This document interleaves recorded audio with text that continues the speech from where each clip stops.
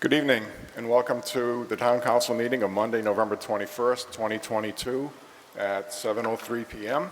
in the McKinnon Council Chambers. Relative to Mass General Law, Chapter 30A, Section 20F, and for the benefit of the public, this meeting is being recorded by both video and audio methods. First order of business is the Pledge of Allegiance. I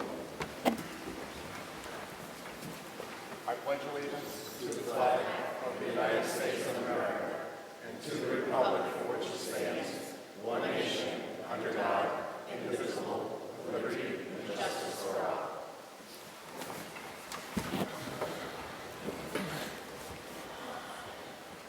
Item number 2, roll call. Chair Daniel. Present. Vice Chair Adams. Present. Councilor Dow. Present. Councilor Lazo. Excused. Excused. Councilor Marchetti. Present. Councilor Montigny. Present. Councilor Rivas.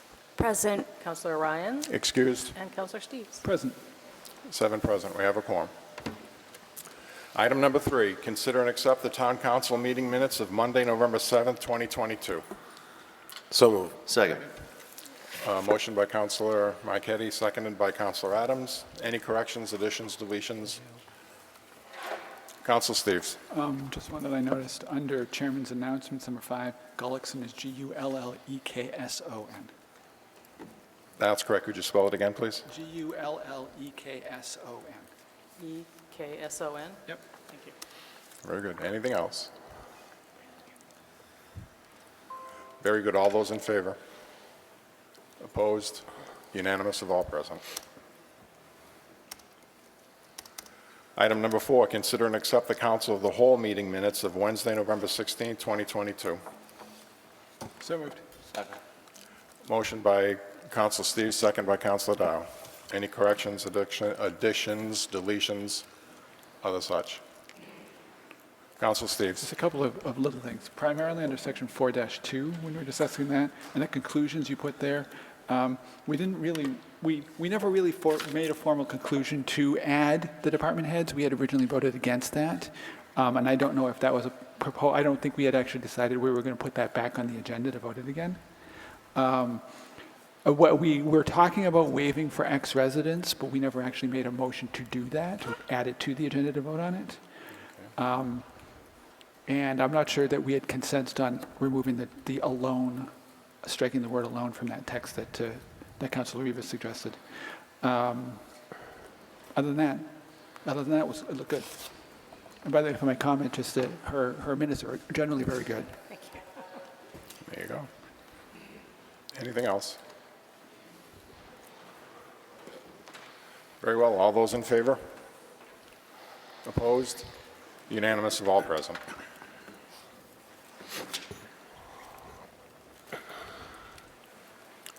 Item number 5, subcommittee reports. General Government, Council Steves. We haven't had a meeting recently, and I am in communication with Hannah about setting one up for either the 29th or the 30th. Very good. Department of Public Works, Councilor Marchetti. Thank you, Mr. Chairman, through you. We had a DPW subcommittee meeting on November 16th, 2022 in the Veterans Room. On tonight's agenda is number 27. We voted to award Cohasset Pump upgrade to Dankin Builders Corporation. Agenda item number 28 tonight, we voted to transfer funds from water stabilization to pay for Cohasset Pump upgrade. Agenda item number 30 tonight, we voted to transfer money from salary to pay stipends per DPW union contract. Agenda item number 35 tonight, we voted to declare DPW items as surplus. We also discussed road improvement projects, trench violations on the West Street project, sidewalk damage on East Main Street, and a signage change on La Rochelle Way. Our next meeting will be November 30th, 6 p.m. in the Veterans Room, and that concludes my remarks. Thank you. Very good. Thank you. Education and Human Services, Councilor Ryan is not here. Planning and Development, Councilor Adams. Thank you, Mr. Chair, through you. We have had no meetings since our last town council meeting. We do have one scheduled for the 29th at 6 p.m. in the Veterans Room. And items 21 through 23, which are ARPA items, I'll be discussing later. Thank you. Very good. Protection of persons and property is normally Councilor Lazo, but Councilor Montigny will be filling in this evening in his stead. Councilor Montigny. Thank you. Yeah, Councilor Lazo held a meeting Wednesday, November 9th at the Town Hall, and there is a bunch of items tonight on the agenda from PPP and a lot of appointments, and we're happy to see everybody here tonight. Thank you. Very good. Item number 6, Chairman's announcements. I have no announcements this evening. Item number 7, Town Manager's announcements. Mr. Manager. Good evening, Mr. Chairman, members of the council, those in the audience, and those watching at home. Just a couple quick announcements. The Worcester Regional Transit Authority has notified the town that it has a vacancy in the position of a disabled commuter population representative. If anybody has had experience with the WRTA and is someone with a disability and wants to get involved with the WRTA, please contact my office. We need to send a letter to them with a name by December 1st, which would then come back with an appointment that would come to this council. So if there's anybody interested, they're reaching out to all 37 member communities, and we would be willing to put a name forward. We did receive a Sustainable Materials Recovery Grant last week in the amount of $8,800. This is in conjunction with the Recycling Dividends Program. These are monies that are given back to communities that make significant strides to maximize reuse, recycling, and waste reduction. Anna Smith downstairs does a great job. She put in for this, and we got those monies, and we will be coming forward for acceptance of that grant. I did speak to Councilor Marchetti earlier. Those of you may have noticed we did have a portion of the carpets installed this last week, starting on Friday, continuing into the weekend. We did the main hallway as well as the back entrance. It's my understanding, speaking to Mr. Harding, that the other offices that are slated will have to be done most likely on weekends because we will have to move furniture in and out, and they couldn't get that all done at once. With regard to the slate roof, we had some conversation about that. We were able to contact and track down someone who specializes in slate roof repair. They were supposed to be here today. They let me know they couldn't make it. They will be back tomorrow so that they can go up and assess the outside as well as get in internally to look at the slate roof situation so that we can try and button that up before winter. Several of us here attended the Veterans Day celebration. I won't steal too much thunder from Councilor Adams, but again, I want to thank Representative Durant and Senator Fatman for their participation in helping to bring additional monies to the town. Councilor Adams and I have continued with members of Renaissance Medical Group to talk with family health centers about their commitment to trying to stay here in Southbridge, and I did meet with the chairman as well as others, again with the CEO of Family Health Centers last week to try and come up with a plan, and we'll be continuing to meet with them next week as well. And lastly, later this week is a holiday, a big travel day for many people. I just want to wish everybody a great Thanksgiving and safe travels. Thank you, Mr. Chair. Very good. Item number 8, a progress report from Capital Associates Mark Karen, serving as the Redevelopment Authority Executive Director. Mr. Karen. Hi, thank you, and congratulations, and thank you to the appointees about to be mentioned here tonight. I was going to take my coat off, and they said, don't, you're not going to be here that long, so I promised to keep it short, sweet, and to the point. I am happy to announce some small progress and some fillings in of some commercial spaces. We've got a new store, which I had made mention that was about to come online a few meetings ago. That's Extreme Sneakers and Bling. They have opened up to a soft opening next to the smoke shop and the barber shop. There's another gentleman opening up a men and boys fashion outlet. Councilor Lazo's not here. I thought he would have taken most interest in that one, kind of up his attire, but I arguably could use it myself. Kurt, I was able to talk, and he's very excited about his possibilities and the visibility he's got, and we'll see that come hopefully to a greater opening and greater activity. He's anticipating calling it Fashion Corner. There's it's probably old news, people have made mention of it, I think, but in the old Mario's restaurant, there is an operator looking to, and making some progress there, and he's got the sign up, so that's always good. So we can anticipate that, but that's to be more of a dine-in, sit-in situation. There has been some conversations. Again, this is one of those situations, but I thought it's worth letting you know that there's been some interest in the old Linda's spot by a couple other interested parties. So we're right in the early stages of making that introduction and seeing what can happen there. Admittedly, though, that is going to be a project. It's not built to code. The individual looking in there is looking to provide something that we are actually looking for, but it looks like the parties that are involved, where there's a will, hopefully there's a way, but there may need our assistance and some of those tools that we have put in front of us to make those things happen. I had a great meeting with the gentleman who acquired the properties where the dry cleaners used to be on Hamilton Street, and he's kept that building up. It's a larger building than I even remembered it being as it goes out to the back, but he is actually just thrilled with the news, and this is, on our part, with the trail, because the trail actually abuts his. And he has made himself available. He said, "Chief, whatever you need me to do here, glad to be a part of it." And then it kind of makes him rethink what his options are for the building and maybe some of the tenants that might apply themselves into his space, along with a use that he's looking to entertain and explore. And I told him I'd be working on it, but that's something we're working on, and we'll get to the appropriate departments. We have, I think I may have mentioned that there was one of the faith communities that was looking to leave out of a commercial space, and I was putting him in touch with a gentleman who has a property towards the end of town. It didn't look like that was going to fit at all. The owner of the property just didn't think he was willing to kind of rent it out, but he has now actually pursued and actually called back and said, "I've rethought." He said if there's still some interest that might happen. So I'll just let you know that some of these things, some of the energy that's going out there. I had the opportunity to tour a canning facility out in Western Mass. It's operated by Franklin County Community Development Corporation. We had conversations, I've made mentions here, that the monies that you would put and entrusted to our department and in our office seems, right now anyway, seems to be a little cumbersome. We may be smart in our thinking if maybe we adopted a CDC, by which then we could operate, maybe expedite and distribute these funds and get them working a little bit more quickly. So that was the reason for my venture out there.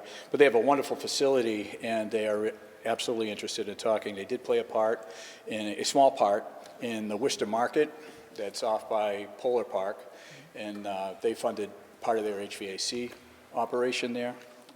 So this is not an area we're not geographically disposed from having their attention.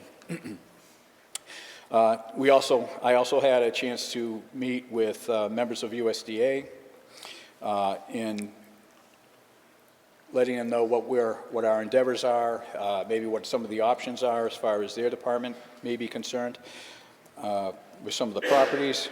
Had a Mass Department of Agricultural Resources also had a great meeting. They are. The political reality is that there will be a change at helm there. But I believe one of the parties that I spoke with is one of the candidates for that job in the new administration. So they were very happy to see what's going on and actually anxious to, kind of play a part wherever they could as that shows itself. I'm actually kind of humbled. I was asked by the Chamber of Commerce, the Worcester Chamber of Commerce, to put in a submittal along with, it's an organization called Main Street America. Massachusetts, they're chaptered in 39 states. Massachusetts had a chapter some years ago, let that chapter dissolve under the last administration, but they are making attempts to, or making their case for their value here in Massachusetts, and they are actually having their national convention in Boston coming up in March. David and Tim at the Chamber said, geez, they're also providing tours from that conference out to communities. You should submit one. And you just take your time, you have 45 minutes. But we did, and we were actually accepted. And so we are going to be a tour destination to those attendees who choose to come out and see what we're doing. And so we've put an agenda together. We have a few months to plan that. But I do believe that that's a great opportunity for us, both to glean some of the ideas of people who are engaged in this type of activity, but then also to showcase who we are and who, it's through these introductions that people say, oh, okay, I know the person you should talk to. Hey, I know somebody who needs to know that you're out here and this space is available. So it was a nice surprise. We hosted another round of conversations in the office with downtown property stakeholders and an investor group. Town manager was with us at that time, and along with the Worcester Chamber of Commerce. Those talks are important as we try to solidify the opportunities and to showcase the town's commitment to being a partner in whatever is deemed appropriate to go forward. We are out of one of the meetings that I had attended over the last month was, again, with Main Street America, making a presentation with the Central Mass Regional Planning Commission. What had come up very quickly, to me anyway, one of the things I took away from, I should say, is there are cities and towns throughout the United States that have ordinances and citations for vacancies, vacant commercial spaces. And it struck me that it's really one of those equalizing tools I think we as a town should look into.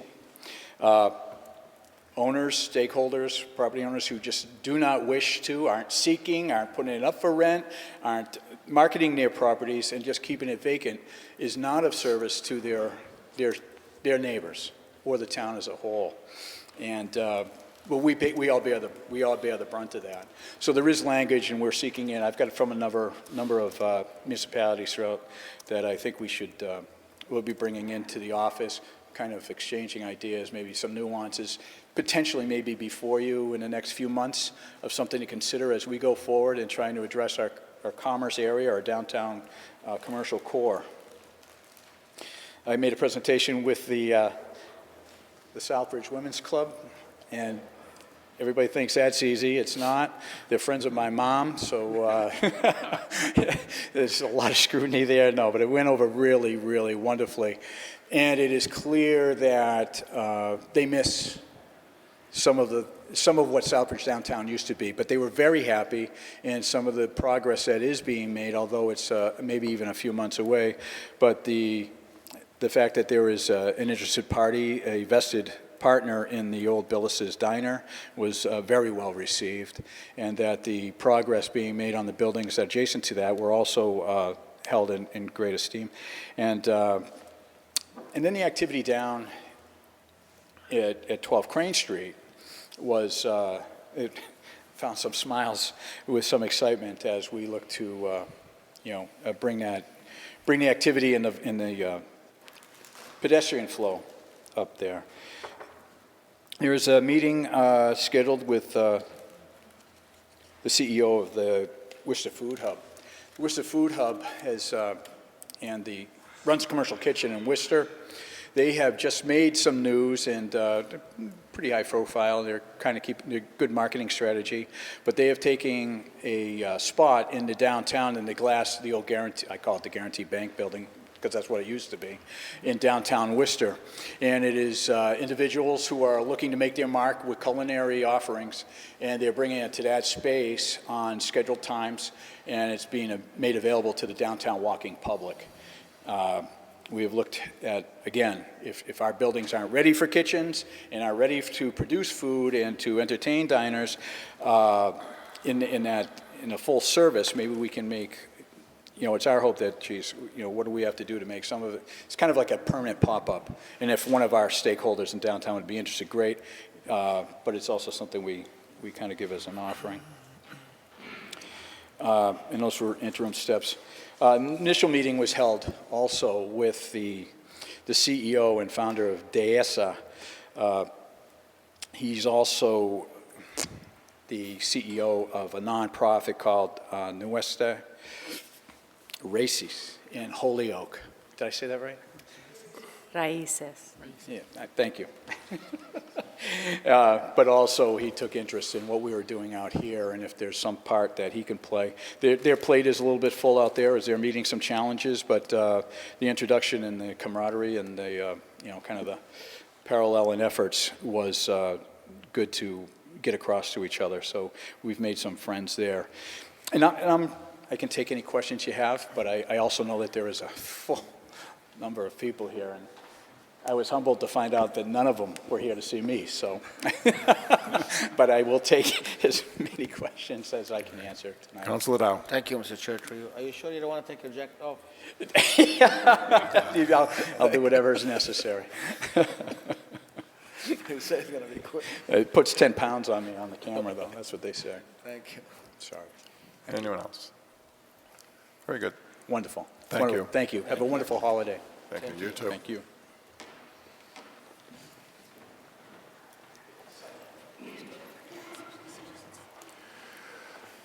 Item number 9, Citizens Forum. Are there any citizens that would like to address the council at the podium on an issue not on tonight's agenda?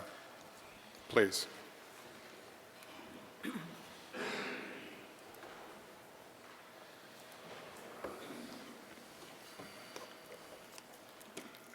Good evening. Please identify yourself My name is Elaine Dimitri. and your address. I live at 214 Marcy Street in Southbridge, Mass. Thank you. I'm the owner of it's a three-family home, and I live on the second floor. We have had numerous issues. Well, this home has been in my family's home for almost, well, including myself now, over 40 years. And we're right behind the old high school, and where now the Head Start is and several other businesses. As we all know, this past week, we had little light flurry, and the next morning when I came out to walk my new little rescue dog, Sophia, I found a 40-foot tree in my yard. I did bring some pictures. I felt it to be important because, you see, I don't have a real backyard. I have, sorry, I'm here disabled. I have like a stone, we have a drive up into the driveway, and then a two-stall garage, and then a small little carport. And then it's a stone wall, and then goes up the slope to where the old high school backing is, and then it goes way across. Now, as I found out, because I went to our town manager, Michael, thank you, and he called the DPW, because at first I thought it might have been a town tree. We have several trees that are sloping down towards my home. This home that I own is myself disabled, my son on the third floor, and the first floor is empty right now, but it is set up for handicapped people. So a totally disabled home. And from the road up is 125 feet on both sides, including the other side of what would have been the Digitali's home, and 125 feet across. Well, we weren't really sure who owned what, so I went and did some pictures and a little bit of research. I'm home now, I'm retired and disabled, and these are some pictures of what occurred. And this is actually up in the back of my yard, all these trees, and some of these you're going to say, well, they're doubles. That's up at the back of high school. My point on some of these are, I bet some more, they're over 40 feet tall. And I was a nurse by trade, so I know visual effects is important. Sorry. At the end, we couldn't find the appropriate tree, then of course I ran out of tape, go figure. This was some of the rooting that we got from the other angle, and I apologize. I went, well, actually, my next door neighbor, I have their name.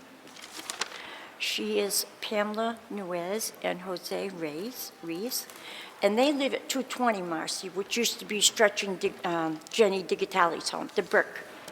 Thank you. And I'm the yellow, pale yellow, triple decker. And then this tree came flying down, and you can see landed across the 220 Marcy Street on 214 and hit her fence, which was leaning against, which is what I've been trying to do is clean out his, hers, and ours. And the dumpster that I have leased has now got, and as you can see on the dumpster side, it says, we take that junk. Well, he didn't plan on taking half a tree. So you can see in my yard some of the heavy debris. This is new for me, so I didn't know who to call or what to do. So of course, thinking at first it was the town. I went marching up to the town, and then Michael was very kind, and he called over the deputy. And 5 gentlemen showed up, and they all looked it over, and they said, we'll call you back in a little bit. And they gave me the plot plan. Actually, here's a better one. Can you borrow that one? And as you can see, I'm in yellow, 214, and 220 is next door where the fence is. And then what used to be John and, I forget her name, she passed away, their house, the Brown house. Up in the back, from what it seems to have been deciphered, is the tree. When my friend and I, we took one of those tape measures and we measured out, my late husband was a carpenter, so I had a 100-foot tape measure that went way up, and we did the lines, and that's what you're seeing across, and my neighbor did the same thing. So we measured across 125 up and 60 across to see whose tree this was. Okay, well, I'm here for 2 reasons. I know it's supposed to be one, but I have to do it this way because it's the only way I know how to do it. It seems that the tree is probable to be owned by 44 Woodycrest, which would be Mr. and Mrs. Larimere, and I met them, and they seemed very nice. But nobody wanted to claim the tree. Well, I'll tell you, in 40 years, my parents never had a tree. We have some shrubs. We've done a lot of leaves, but no trees. So my point being is, I've got a tree issue. But more so than anything, if you notice where the back of the school is as well, I have right where that chain fence is now Todd Ethier's home, and the end, we'll see the back end of the school. That's about where the property lines go. Beyond that is, I don't know how we've got this going now, receivership, school receivership land, or town land. I'm not really sure. I can just tell you one thing. For several years, and I've had a few conversations over the years with several people about leaf blowing over the years that came over from that fence, which was our old high school, and those leaves settled in. Now, I know, as an assessed nurse, you can look at the top of those trees and they look healthy. But they're not, in my opinion. Why? Because there's so much depth of wet leaves that I believe it has created root rot. Now, I'm not a tree arbiter, or however what that title would be for sure, but I can tell you that it doesn't take a scientist or a brain surgeon to figure out that that probably could be a big culprit. Considering we had no wind, this was not the wind advisory, we had no wind, we had less than 1/8 of an inch of little bit of snow, and this 40-foot tree. Now, if you look on the top of the part where I lined off a few to the right behind the tree, the school, those are leaning, and they are going to land on my house. They're going to land, my son is handicapped on the 3rd floor. That's an access. We have an egress, but that's a main access for him. And we have been fearful and have been watching those trees tilt for quite some time now. So I am truly here tonight to implore to you all, for the safety of not a senior citizen also, but handicapped. No matter if I own the home or someone else, I don't want to see anyone hurt. I'm a nurse. And I certainly don't, and I said this to someone, my arguing with my insurance company. So they're not going to pick up the branches, so we can't get out that end of the house in case there's a fire. And if somebody dies, who's liable?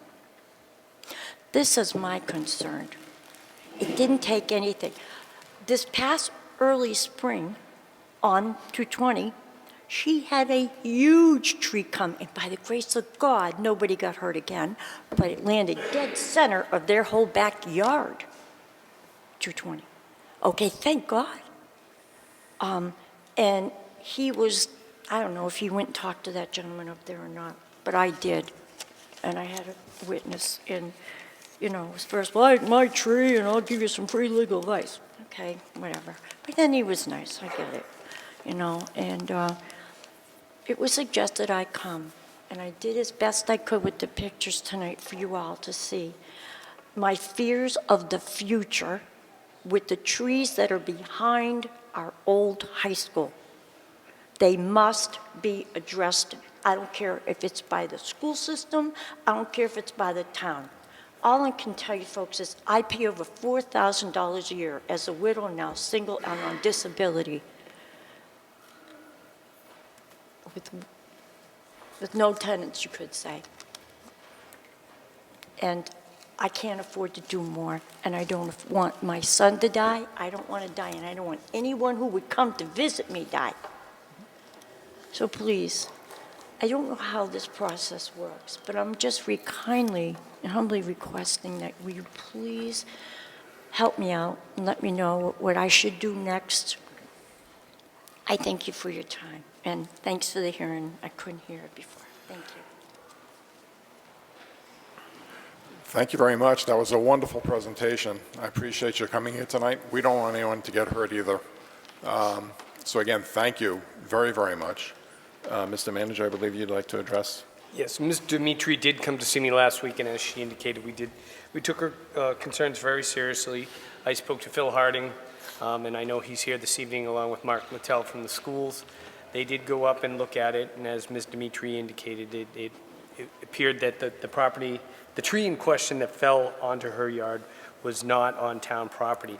Mr. Harding got the services of a certified arborist who's also a tree assessment person as well, and he performed a level 1 assessment of some of the trees that were leaning down towards her property, and he determined that they were in good health. He looked at the tree that fell and determined that that had rot and fungus. I did speak to Mr. Littell about the concerns about the leaves, and he had said that they're not blowing the leaves. There's a hill, there's wind. Some of it could be coming down on its own. We have a policy that I'm aware of that if we have diseased trees or dying trees that are on our property that pose a potential risk to the health and safety of the public, we take them down. I know Councilor Montigny came to me earlier this year with one. We went up, we had somebody look at it. At first it looked healthy, and then we had a professional look at it, it wasn't, so we took that tree down. We take every concern that comes in, but we can't just take every healthy tree down that everybody, you know, a lot of people have concerns about them. Some are on private property leaning. But if it's something that it poses a risk and it's dead or it's dying and we think it's going to be a hazard, we will take it down. I won't speak for Mr. Harding or Mr. Littell, but I'm sure we can continue to monitor these for Ms. Dimitri. Go up. I spoke to Mr. Harding via email. I declined to go to the next level of assessment, which would have been a more detailed and costly one. The initial assessment indicated the trees were in good health. I mean, if there becomes another problem, if they start leaning more, we're more than happy to go back out and review and assess and take whatever necessary steps. But based on the expert's opinion right now, those trees are good, healthy, shouldn't fall. And, you know, I'll continue to talk with Ms. Dimitri, but that's based on my two staff. Well, it's actually Dr. Villar's staff as well. We aren't going to take those trees down at the moment. Councilor Marquetti, then Councilor Adams. Thank you, Mr. Chairman, through you. I appreciate the town manager looking into it. I have seen what look like healthy trees topple over because the roots were bad, so you might want to take a look at the ground underneath the tree as well. Thank you. That's all I have. Very good. Councilor Adams? Thank you, Mr. Chair. Just to the town manager, real quick, what was the difference of cost from a level 1 to 2? I think Mr. Harding told me over the phone. I don't recall. He's here. He's indicated he could come up. I do know that the gentleman was the arborist, who's also the tree risk assessment qualified individual, did look at the root collar on those particular trees and didn't see an issue. But Mr. Harding's here. He went through a total level 1 inspection, which was also inspecting the roots and everything. Saw no decay, no nothing. The leaves that she is concerned about, they're making an actual like base form. It actually feeds them a little bit more so they don't rot. And also the level 2 inspection is $600. So it'd be a $600 investment to go to level 2. Councilor Adams? Thank you. So it's $600 or is it 600 on top of $10,000? Well, it'd be probably about 5,000 to take the tree down. So it'd be 600 plus whatever the tree would take to take down if they told us to take it down. But I mean, he suggested to go to a level 2, but it didn't mean that we have to go to a level 2 because he thinks in all actuality if it does fall, you never know which way a tree is going to fall. And the way it's leaning is because it's leaning to grow towards the sun, not. And the other one that was in her concern is actually straight up and down. It's not even leaning. All right, so what was the level 1 cost? The level 1 cost, he did it for a favor to me because I've done favors for him with, because Peckham is who's planting all the trees. So what it would was, be the level 2 cost then? What was that? What would be the level 2 cost? $600. $600? Yep. Okay. All right. Councilman Tigney, then Councilor Rivas, then Councilor Steves. Thank you very much. The tree that the town manager mentioned earlier that we worked on, at first look on North Woodstock Road, it was a town tree, and, you know, like he said, the first opinion was that it was okay, and then we still kind of debated on whether or not it was okay or not okay, and in the end, we ended up taking it down, but it wasn't really until after we took it down that we were able to look, and the tree was all hollowed out on the inside, and that's obviously something that we weren't able to assess prior. It ended up working out in the end that it was hollow. So, I mean, I know that the law is if a tree falls, wherever it falls is who pays, but not if you know that it's diseased or dying, then it becomes your responsibility. So, I mean, if it's only $600, and at risk of falling on a number of different people and houses and properties, I don't know. I don't know how you would figure out if it's hollow in the inside, like the tree that I'm talking about on North Woodstock Road. I don't know if you saw it. But, I did see that one. Yeah. If I may, Yeah. that one did also get struck by lightning too. So Yeah, it's a little bit of a different story on Sure, that. sure. Well, I'm no tree expert, but we certainly don't want anybody to get hurt. So, but thank you. Councilor Rivas. I'm just curious what would the monitoring consist of, and what is the communication with the property owner? If I mean, we can monitor it on a daily, not really a daily basis, but we can kind of go by when it's windy and stuff, make sure that it's still stable and everything of that sort. I mean, it's right behind the school, so it's not hard to see. But the level 2 that they would have to do, what they would have to do with that is they have to drill in, and then they have to do a sonar type thing where they check the hollowness and everything like that's in it. So if anybody wanted to know what level 2 was. Thank you. All set. Great. Councilor Steves. Thanks. So looking at these trees, are there any signs of invasive insects harming any of them? Because that could be an issue too. No, there's no insect growth or anything like that. There's no, what they call it, it's like a sap thing or something like that. There's no mushrooms growing on them. There's no signs of any type of decay whatsoever. That's good. And also, is there, as far as the tree you mentioned that is tilting, even though I realize that you said that it looks like it's probably safe at the moment, is there any way we can anchor that to make sure that it doesn't fall? Would there be any point to doing that? I didn't look into seeing that. I mean, the only other thing that I could possibly do is get a company over there to cut the heavier side off of it. Mm-hmm. So if it was going to go one way or another, it would kind of go more of a natural than a leaning towards her house. I could cut the heavy side off of it too, but I mean, that's going to cost more than $600. Oh, I'm sure it would. I'm sure it would. Thanks. Councilor Dow. Thank you, Mr. Chair. Through you. So if you do level 2 and you find out the tree have to go down, who's responsible for a tree? We are, The town? yes. It is on town property. Okay, thank you. May I just show you? Yeah, of course, but you see the trees here? Look at these. They're down. They're sticks. They're dried, and I did several pictures to show how tall they are. Okay, well, I'm dead serious. And you know, for years, no offense, but for years they were blowing. You're ever chased up the hill, I'm sure. Blowing leaves. There's going to be at least 5 feet of depth of leaves. It's root rot. I'm sorry. I definitely, my own taxes, I feel that I deserve to have these assessed. At least a bunch of, and I have them taped off too with some of the pictures. I apologize. You gotta look at these pictures for a reason. And they're over 40 feet tall. Would you want them looking over your house? And I don't have a backyard. My son worries, he goes, you know, Mom, if I'm cooking, and he used to cook for us, he says, I'm gonna be killing the kitchen. Can you leave those pictures with us, please, ma'am? Yes, sir. Thank you.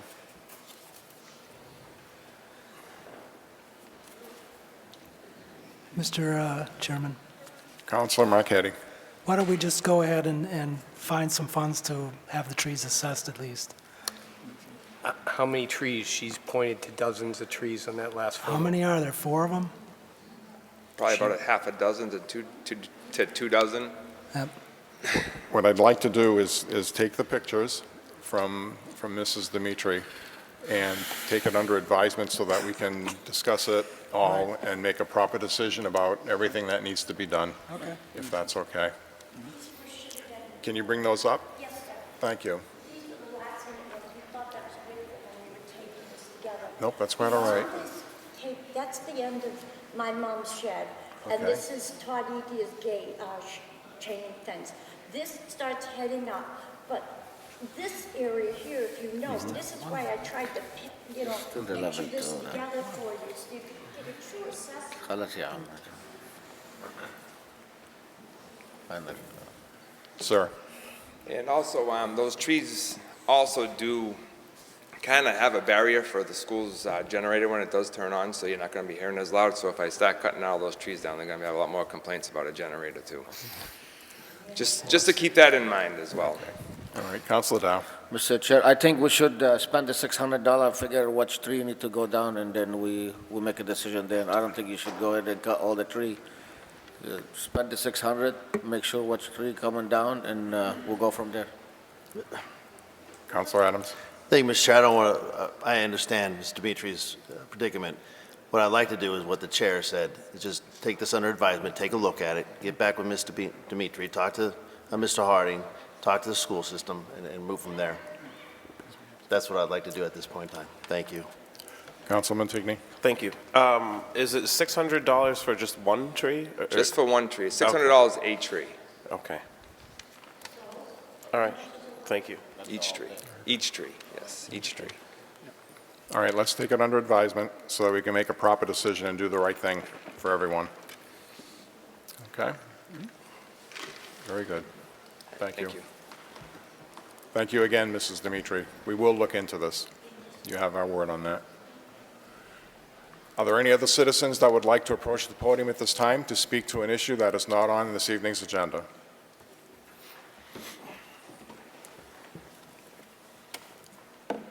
Very well. Item number 10. Vote to confirm the town manager's appointment of Robert A. Grinsevich of Oxford as a full-time firefighter for the town of Southbridge, effective immediately upon successful completion of all medical and physical testing, including passing the state physical assessment test, PAT, background checks, and state ethics training. So move. Second. Motion by Councilor Montigny, seconded by Councilor Steves. Councilor Montigny. Thank you. At the PPP meeting that we had on November 9th, agenda items 10 through 16 were all recommended favorably to council. Thank you very much. Chief.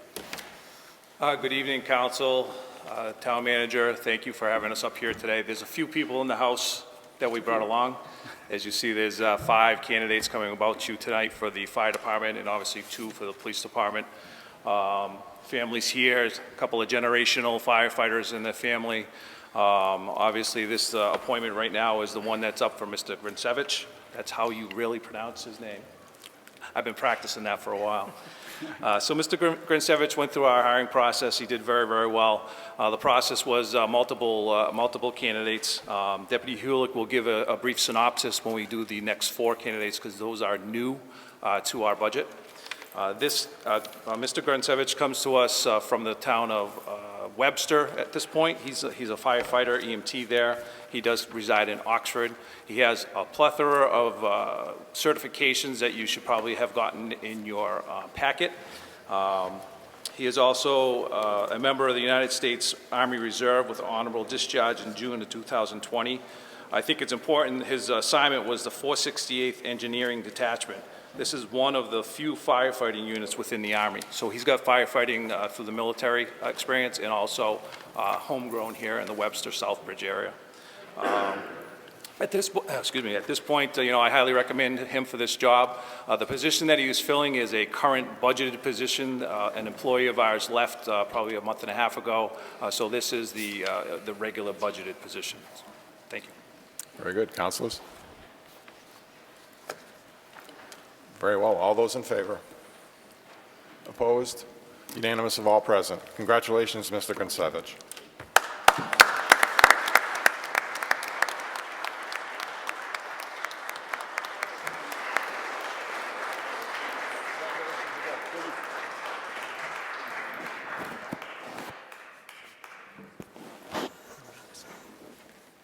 Would you like to say a few words? No, I'm out of here. Guess not. Would you like to know? Okay. Chairman, I did say to them all to have a little speech, but I think they're all going to go that way. All right. The lights are bright. Item number 11, vote to confirm the town manager's appointment of Jacob A. McDonald of Southbridge as a full-time firefighter for the town of Southbridge effective January 1, 2023, upon successful completion of all medical and physical testing, including passing state physical assessment test, background checks, and state ethics training. Second. Motion by Councilor Steve, second by Councilor Adams. We had a positive outcome from PPP. Chief. That is correct. So obviously these new guys, I am elated here tonight to be standing here. We're adding 4 guys to our staffing regimen. We have 25 career full-time firefighters. This will add 4 more. This will be 1 per group, bringing us a complement of 7 people per group. As I've described in the past, probably the last year, the need of growth within the department and the need to have more firefighters has been very evident. We had a very lengthy and a very good discussion with all of you at PPP. Obviously, as we build the budget, or I build the budget moving forward in the next 6 months or so, we'll revisit these conversations again and show you where the growth is continuing and where we're coming from financially on the fire department side.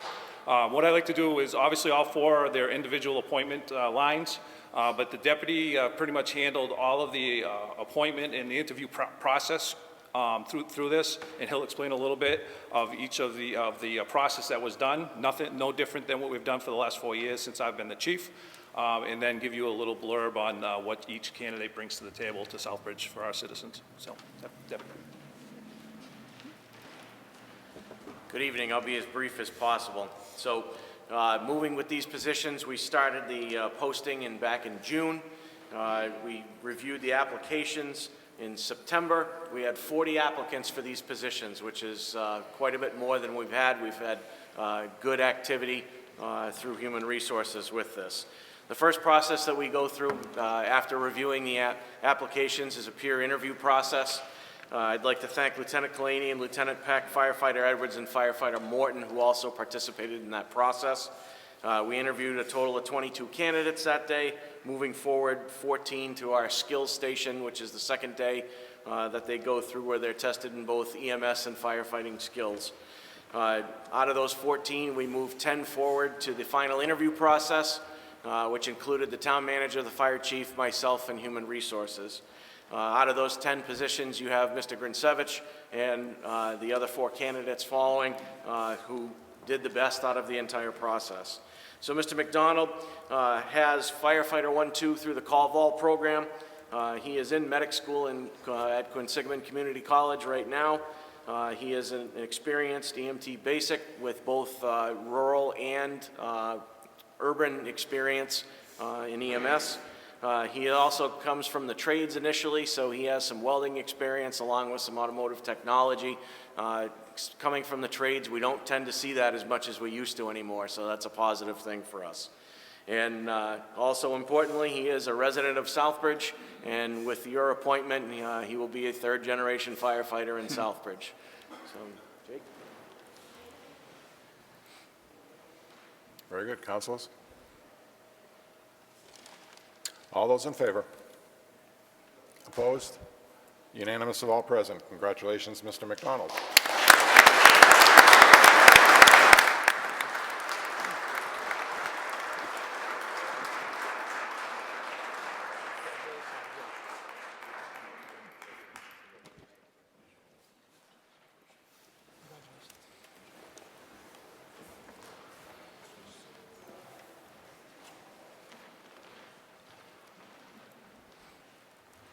Okay.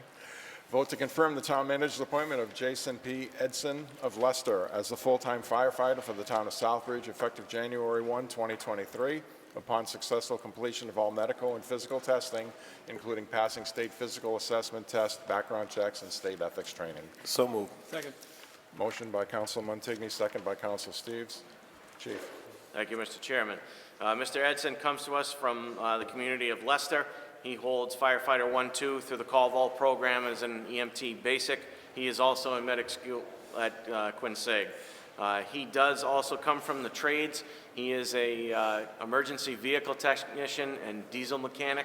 Obviously, that's not going to be his primary role, but it is certainly an excellent trade to have coming into our department. And he's been with the Leicester Fire Department for 3 years now. Very good. Councilors. All those in favor? Opposed? Unanimous of all present. Congratulations, Mr. Edson.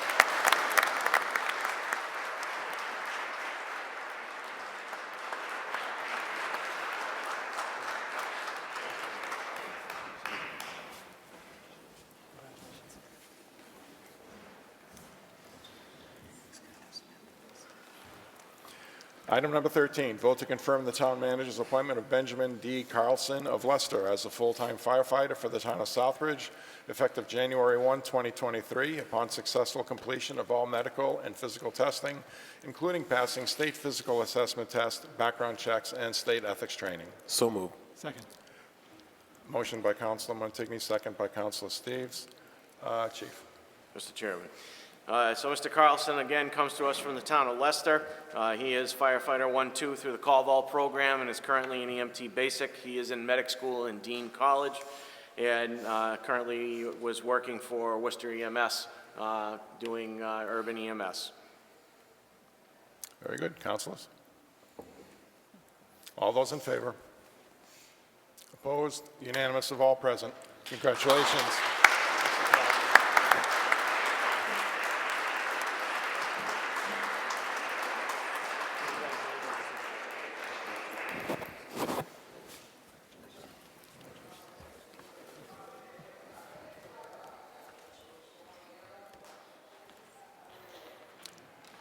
Item number 14, vote to confirm the town manager's appointment of John T. Kennedy of Leicester as a full-time firefighter for the town of Southbridge effective January 1, 2023, upon successful completion of all medical and physical testing, including passing state physical assessment tests, background checks, and state ethics training. So moved. Second. Motion by Councilor Montigny, second by Councilor Steves. Chief. So Mr. Kennedy, again, comes to us from the town of Leicester. He is firefighter 1-2 through the call vault program and an EMT basic. He is on the Leicester Fire Department and also on the Stowe Fire Department with some experience there. And again, coming from the trades, he is an electrician. Another nice thing to have. Also has hoisting certifications. So he'll fill the role nicely for us. Very good. Councilors.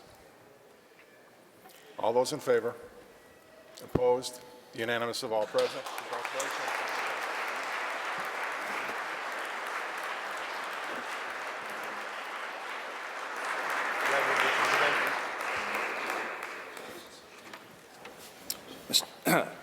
you want to give us a minute to all leave the building? Yes, If you don't mind. no problem.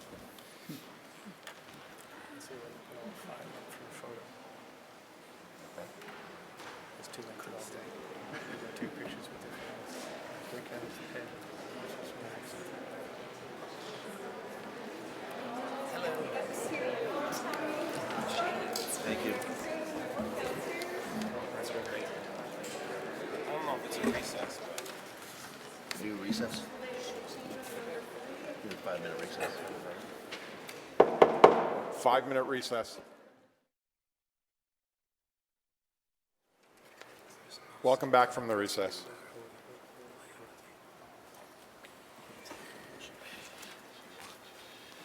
Very good. We're up to, excuse me, we're up to item number 15.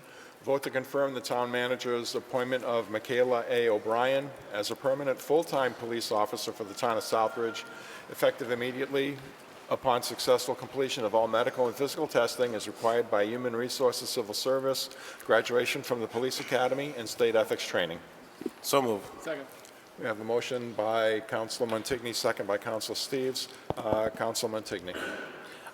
Both of these officers were recommended favorably at subcommittee. Thank you very much. Chief? Good evening, Mr. Chair, members of the council, Mr. Town Manager. Thanks for having us tonight. Both of these positions tonight, Ms. O'Brien, the next candidate, are budgeted in existing positions. They're just replacing people that had left our agency. Both candidates completed the civil service exam in the spring. Both were within a band of the 15 eligible candidates that we could hire from. Ms. O'Brien, who's here to my left, is a Southbridge and a Sturbridge resident, basically from this area her entire life. She was in the U.S. Army. She worked for 3 years as a public safety officer at our local hospital. She was a police explorer in a neighboring community. This would be her first position in a full-time capacity anyway in law enforcement, and I highly encourage her for appointment. Very good. Councilors? Very well. All those in favor? Opposed? Unanimous of all present. Congratulations, Ms. O'Brien.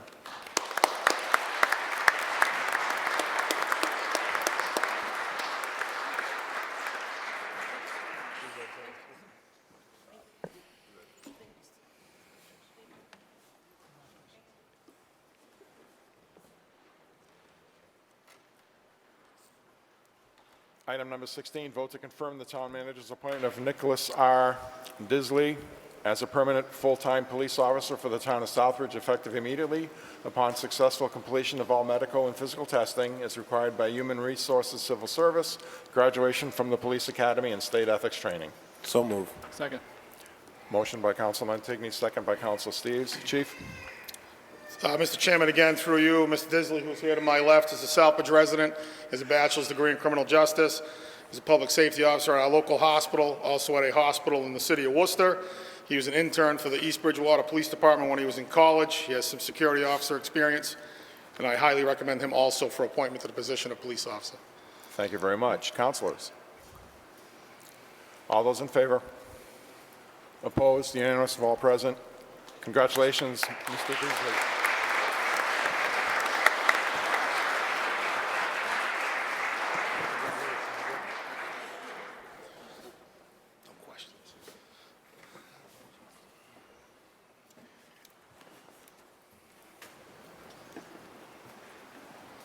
Okay.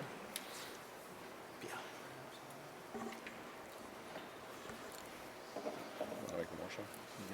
Okay. Item number 17, vote to confirm the town manager's appointment of Chris Armstrong as DPW maintenance man, equipment operator for an indefinite term effective immediately, pending the successful completion of pre-employment physical and background screening and state ethics. So move. Second. We have a motion and a second. Councilor Adams.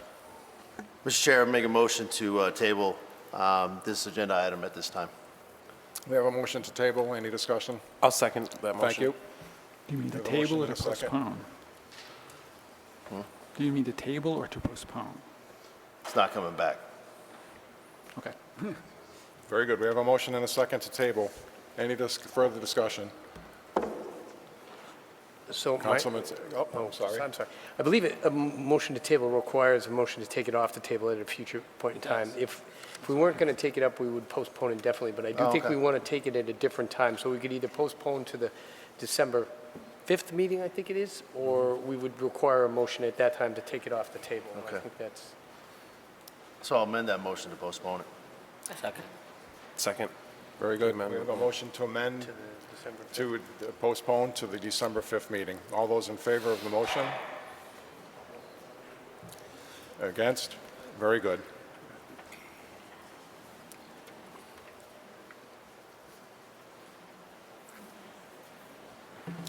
Item number 18, discuss provide update on the church at 30 Charlton Street and vote endorse a course of action.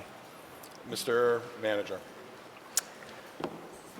good evening, Mr. Chairman, members of the council. This evening I have Ted Tatro, who is our interim building commissioner, as well as Michael Julian at the podium, who is our local inspector. As you all know, we met over the summer when we first had an issue at 30 Charlton Street when the veneer at the top of the church started to come off.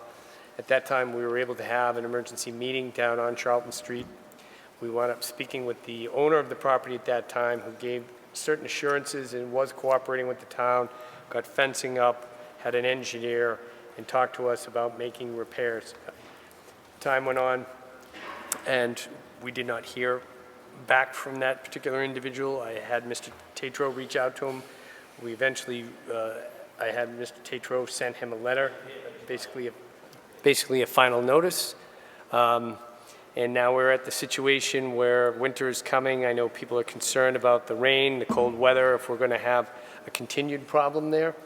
And I've talked to legal counsel. I'm happy to share more after we hear from Mr. Tatro, but we had previously discussed whether we would just take the steeples down to the roof line and hold off until further determination can be made what the best course of action would be with the property owner.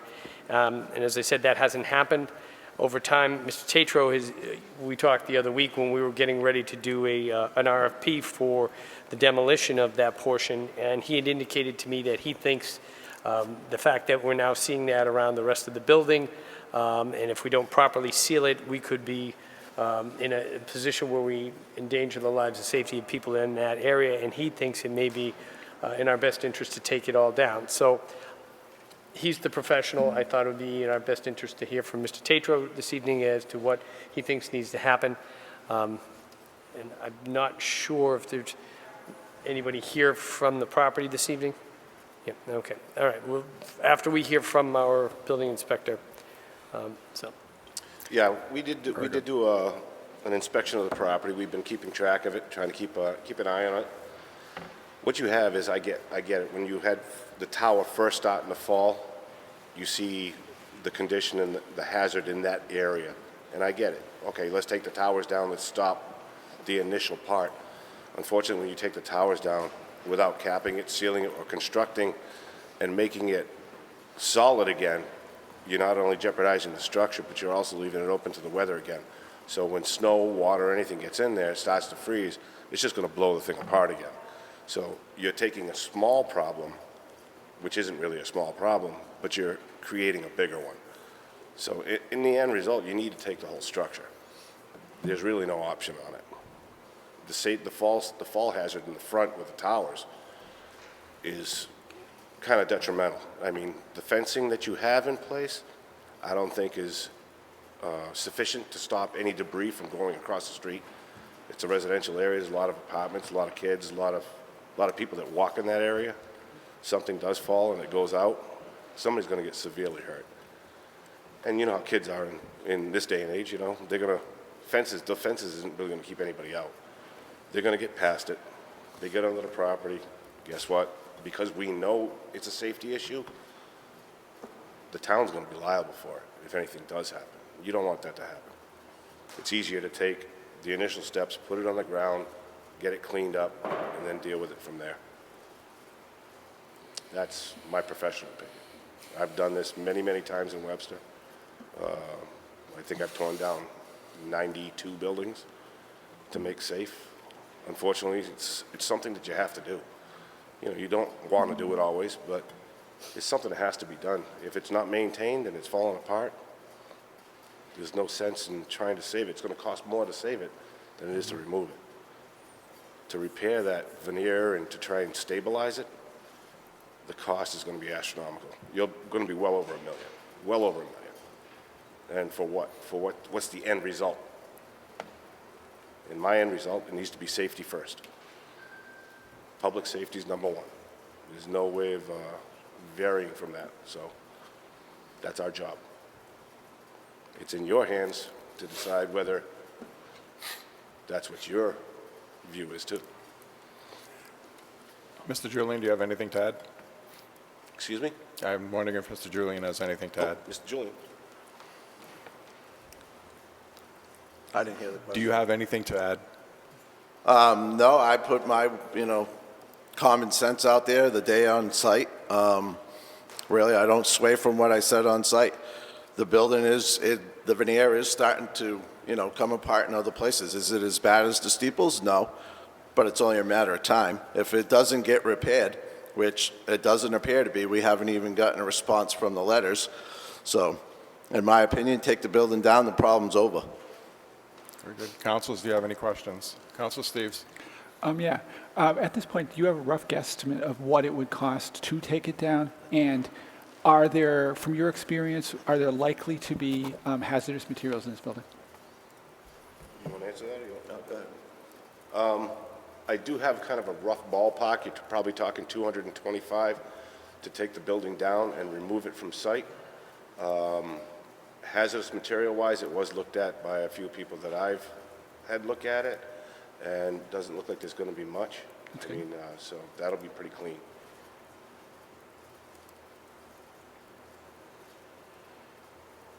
But again, it's going to have to go out in the paper. It's going to have to be advertised for bid and all that. So Right.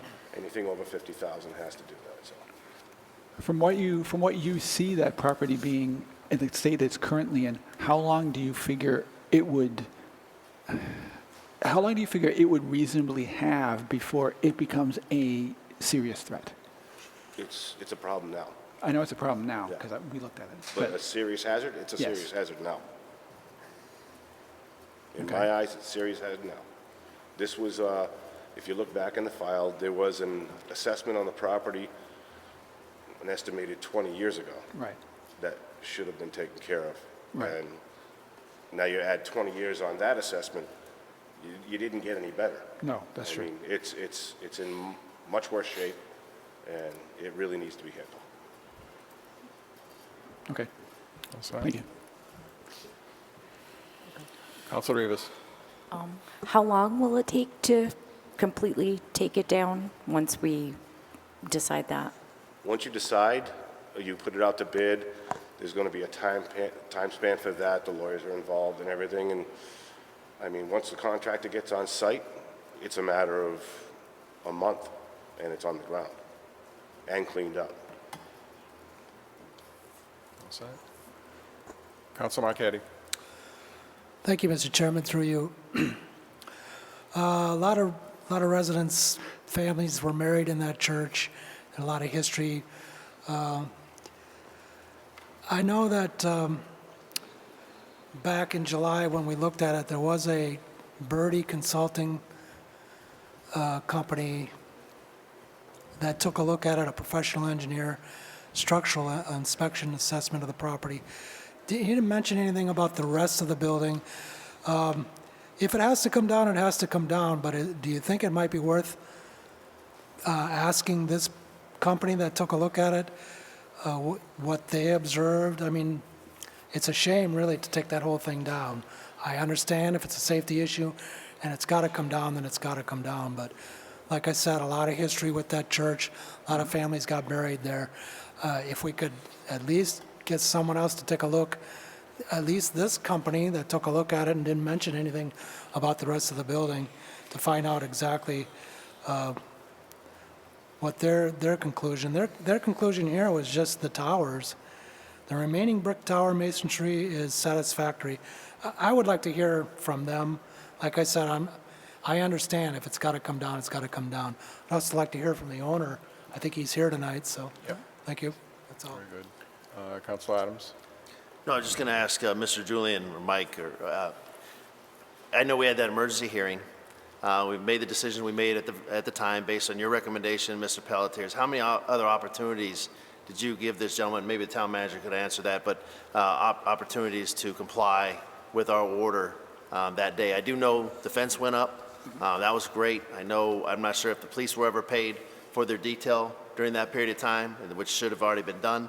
How many other opportunities do you give this gentleman or the owner of the property to comply with our emergency order at that point in time?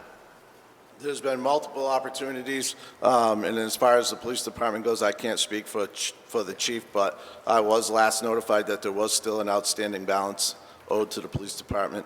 Where that's at today, I couldn't tell you. But there's been multiple opportunities. Letters have been coming back undeliverable, so there's been really no response. Thank you. That's all I've got. Anyone else? Sir?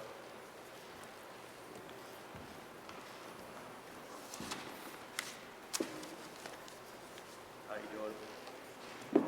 My name is David Rivera. I am the owner of the building. Okay. There you go. I am David Rivera, the owner of the building. I've been since day one trying to cooperate with everyone by getting the engineer's report he stated on the towers and so forth. I went around and I interviewed a bunch of contractors, and the gentleman here that I am hiring, I hired to go ahead and do the work, is going to repair, is going to take the towers down to a safetier, to be a little bit more safer where he sees, and repair around the church, because the place is a solid church. If we need to get that, like the gentleman over here said, Michael, if we need to get the engineer to go back out there to let you know how solid the church is, the church is solid.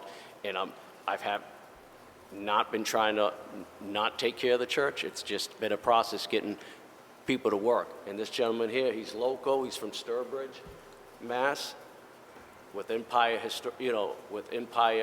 Restoration, and I can have him come up here and explain to you what his procedures to do to help me out here with the church. Mario Monaco. Hey, what's going on? I was contacted by David and the engineer that I've worked with a lot in Boston on all prestigious and historic buildings.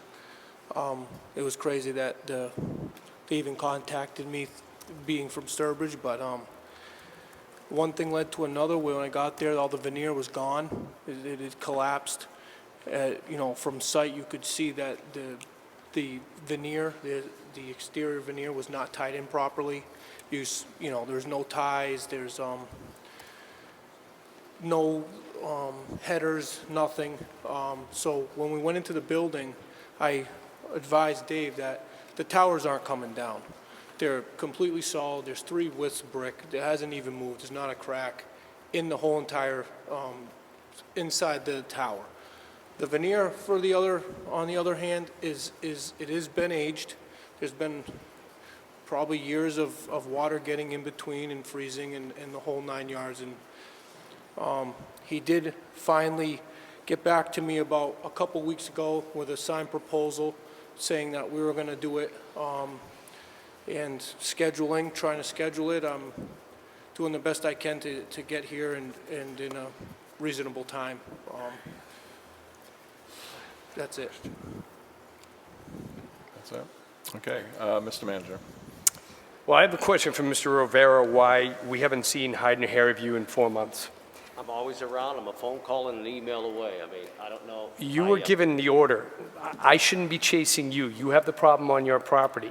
Now, I've also asked my building inspection, we're having problems because those buildings aren't boarded up. The school hasn't been boarded up. We've had complaints about the property. I know they've talked to people over there, and I've heard nothing.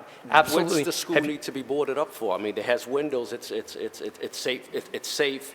I have people on site that's there on a daily basis. There's nothing. The only issue I have is with the church, and I have people breaking into the church where I had called the police on a regular basis, breaking into the church. For what reason, I do not know. But so why aren't our letters or other efforts being responded to when we reach out to you? If you mail me a letter, I will get it. If you certify a letter, I may not get it because I don't check certified mail. If you email So you're me and you ignoring call- us, is what you're saying. I'm I not just want to be ignoring clear. anybody. I'm not ignoring anybody. I mean, I'm a phone call or an email away. Anytime this gentleman here has called me, I picked up the phone and we had a discussion. I haven't heard from him ever since. The building inspector, I spoke to him, and on several occasions, until he told me that the other commissioner no longer worked for him. I was always communicating through email with him, fine, until the gentleman here told me that he no longer is the commissioner in the town. But notwithstanding that, we're here now in November when we talked about this in June, and nothing has happened. I just want a simple But yes or no. Because you don't hear from me, it's not that I'm behind the scenes trying to find someone that is experienced to handle something like Well, this. then you should have reached out to us and let us know. The last time I spoke, again, to the building inspector, I let him know what was going on. I was waiting for Mr. Monaco. He has a tight schedule, because this is a gentleman that I was going to hire. I hired to do the work, and I have to wait on his schedule. I mean, it's not the only project that he's doing. But this was an emergency, and that's what you were told. The emergency was handled. I was out of town at that time. I flew into town. Within hours, I had a fence company secure the place, so on and so forth. I haven't seen any of the veneers coming down anymore. Whatever's on the ground is from day one. I don't see anything else falling around. I did a walkthrough again today. Everything seems to be fine. I got groundskeepers always looking at the issue on a daily basis. It's not like I don't have anyone assessing it. If I'm not assessing it, there's definitely someone else assessing it. And I will have to defer to my inspection staff, but I believe there's been reports of more of the granite coming off since that time. I haven't seen any change on the area. Every time I get an update, I make sure, I take a picture, or they take a picture, and everything seems the same. And I was just here earlier there with Mr. Monaco, and everything seems from day one, the same thing. I mean, you may get little crumbles, but, nothing, severe coming down. So bottom line, when are you going to have this done, if you're going to do it with the gentleman behind you? I'm As sorry, I I'm don't here, want Mr. to overstep my bounds, Mr. Chairman, but this has been dragging on long enough. Well, like I said, I had to find someone capable of doing it. This type of project, you can't do it in a rush. You know what I mean? This is something that needs to be handled professionally, and it just can't be done in a rush, because you just can't find a decent mason that's going to tackle something like that. And this gentleman here has the background to do it. And I did my research, I did what I needed to do, and this is the gentleman that I have hired to do it. And based on his experience, he's telling me we're on a tight schedule, but he can do some, he can do some repairs and do some water tightening around the towers, so that at least if we run into the winter, which we are in the winter, he can tackle the rest of it in the springtime. And I'm talking about, all the way around the building, wherever I see that's deteriorating, which I think we all walked around when this all happened. We all know the areas that need the attention. And I'm not here ignoring anybody's, but I'm just as busy as everybody else in here, but a phone call or an email is the best way to reach me. I don't open up mail. I don't know when's the last time I opened up mail, basically. I don't get, my bills get paid online. Everything is done, So through the web. the only way you can contact Rivera Real Estate Development Corporation is by tracking you down through the Secretary of State's. There's no Phone telephone call. number, there's nothing else there, there's no email. I've given everybody my Not me. personal cell number. Not me. If I didn't give you that day, you didn't ask me for it, but my personal cell. I keep hearing excuses, like it's the town's fault that we didn't track you down. But you're telling me, this phone number, I've had it for 30 years, I've given everybody, the building inspector has called me on this phone several occasions. The commissioner has called me on this phone several occasions. You can reach me. If you look at the Secretary of State, that phone number is forwarded to this number. If anybody needs to, I'm a phone call away or an email away. Again, I'm not here trying to, ignore you guys. I'm just hired the gentleman. This man is capable of doing the job, and he's the one that's going to handle the job. The only other comment is, I think Mr. Julian could probably speak to this. They had no problem finding people right away back in June that would have done this. Didn't you get quotes, Mr. Julian, of people that would have done these repairs? You were pretty successful right away getting quotes from people that were going to take this down and do some of these repairs. Yes, I had 3 quotes within about 2 hours. Quotes on what, taking it down? Yep. Anybody can take it down. The steeples- I'm talking about putting it together. Because there's no need, like the gentleman said, Mr. Michael. You know, there's a lot of history on that church. I don't know why you guys want to see it taken down, but it doesn't make sense. There's a lot of, I mean, I can probably have this room packed with people that wouldn't want that to happen. You know, it's been in the community. It's been, you know, it's been here forever. You know, I mean, I am going to repair it. I'm not trying to, you know, not repair it. You know what I mean? Okay. All set? Council Steves. Thank you, Mr. Chairman. A few quick questions, first of all. Mr. Monaco, is it? What was the name of your company again? Empire Historical.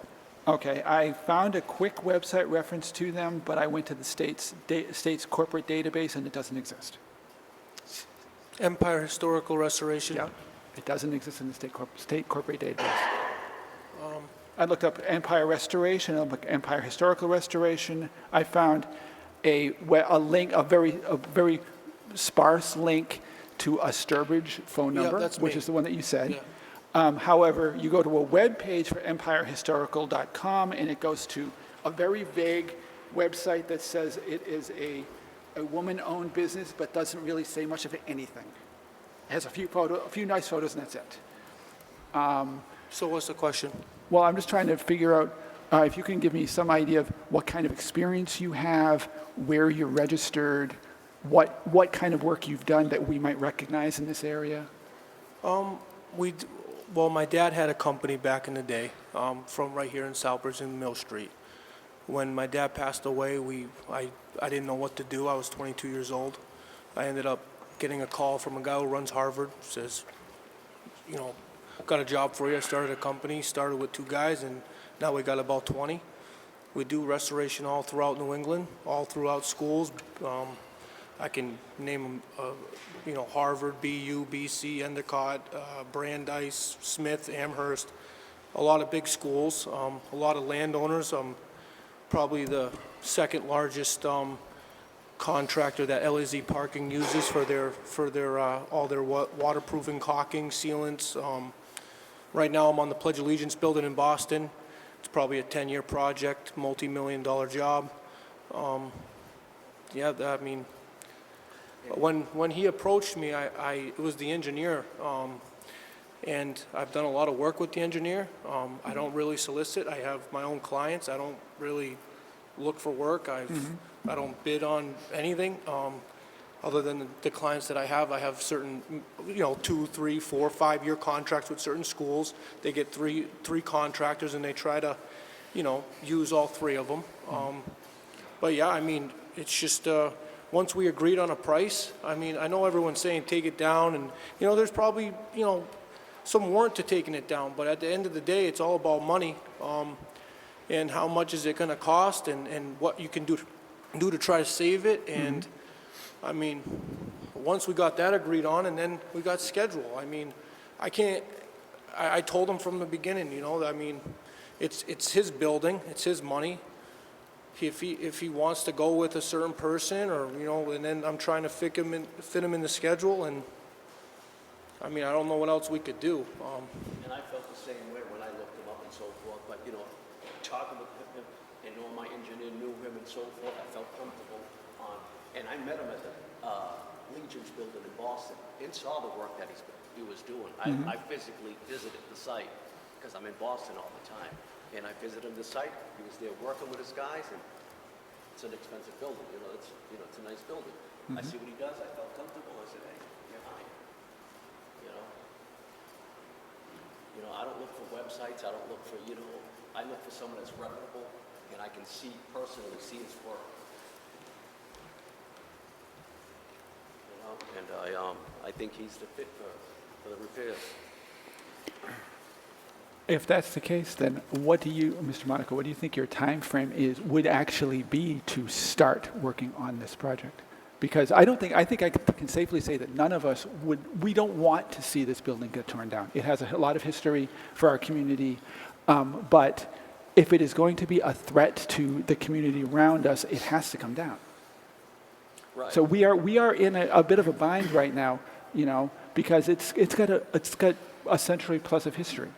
And a lot of people, as one of the two mentioned over there, people have been married here, people have had funerals here.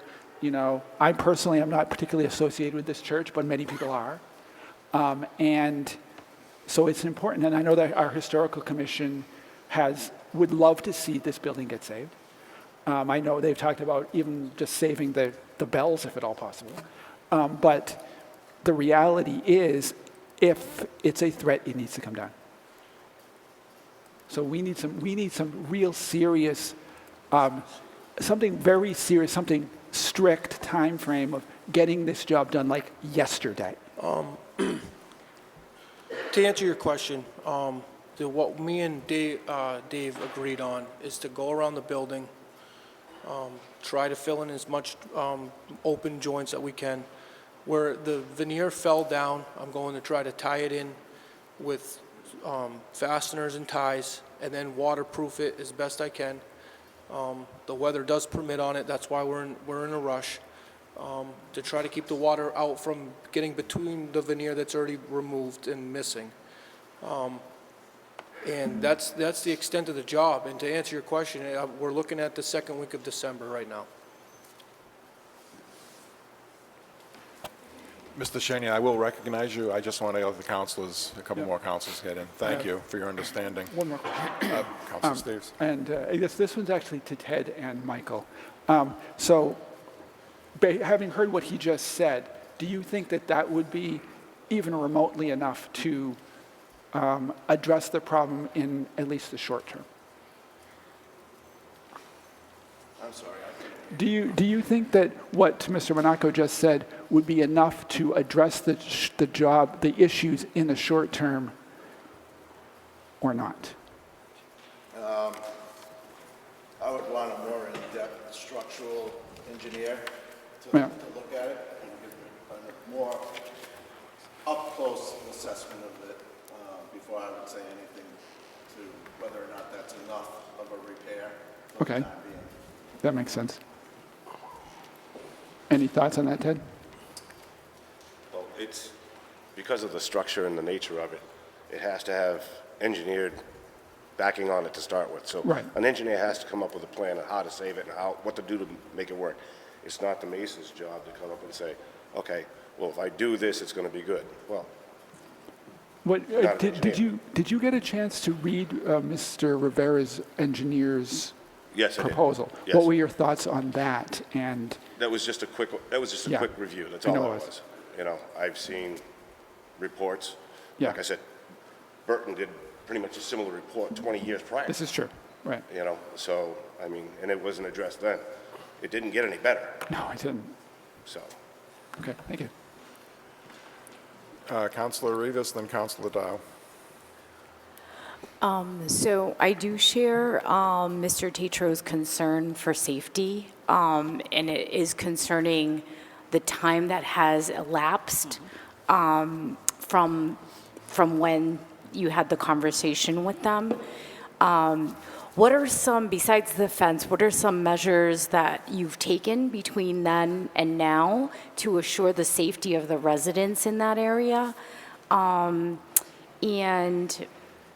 sort of in light of the comments, what are some measures you're going to, how long is it going to take your engineer to sort of do an in-depth analysis of the work that Mr. Tetro is mentioning that needs to be done?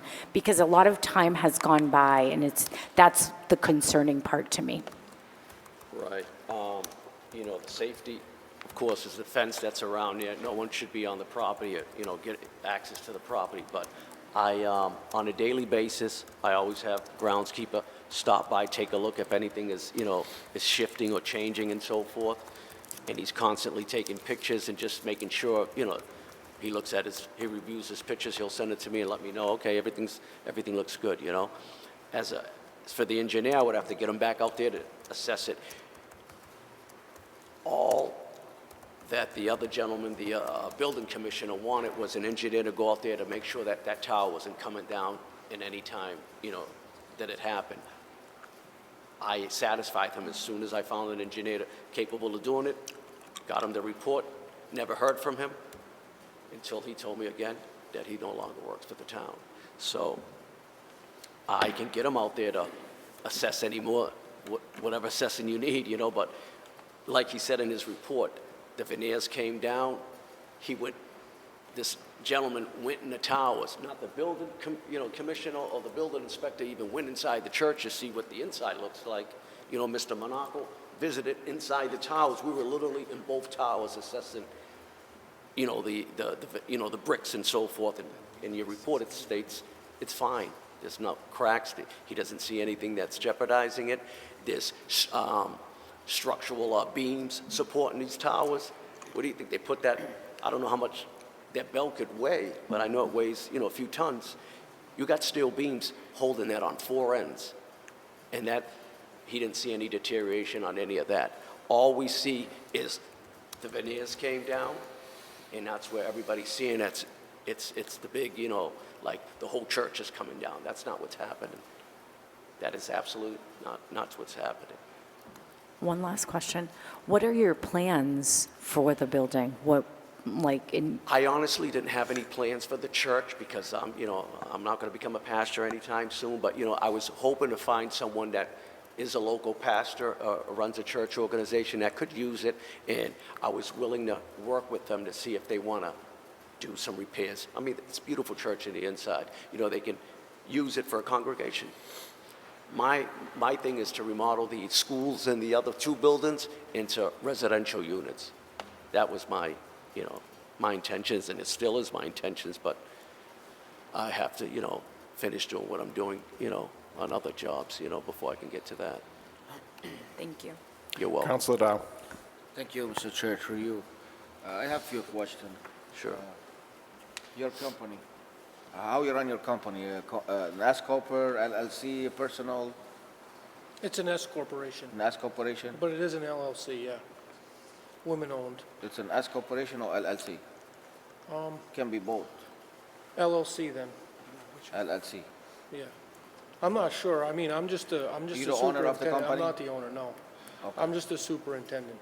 My mom owns it, and a couple people in the office run the office stuff. I'm just, you're asked, I never went on the website in my life. I Okay. mean, Do you have a contract already written and signed with Mr.? yeah, we just got it signed. There was things to work through. What's the contract say exactly on what kind of work? Because so far, at the beginning, I heard the tower was going to go down for safety, and then you're going to renovate the chairs and all that. I'm sorry, say that? At the beginning, when you started speaking, you say the tower is going to go down. No, I never said, I didn't say anything. Did I heard wrong? That's what I say, because that's the main concern we have. That's a heavy weight on top of... Taking down whatever veneers that are loose on the tower that came down. What they wanted me is to go up there to make sure that no more veneers would be coming down. So they wanted to take whatever veneers needed to be taken around the towers to make it safe so nothing else would come down and water tighten it up. The tower still sitting straight up there? They're not angled a little bit? Especially the one on the right side? The one that came down is still in the same situation that it was when it came down the first day.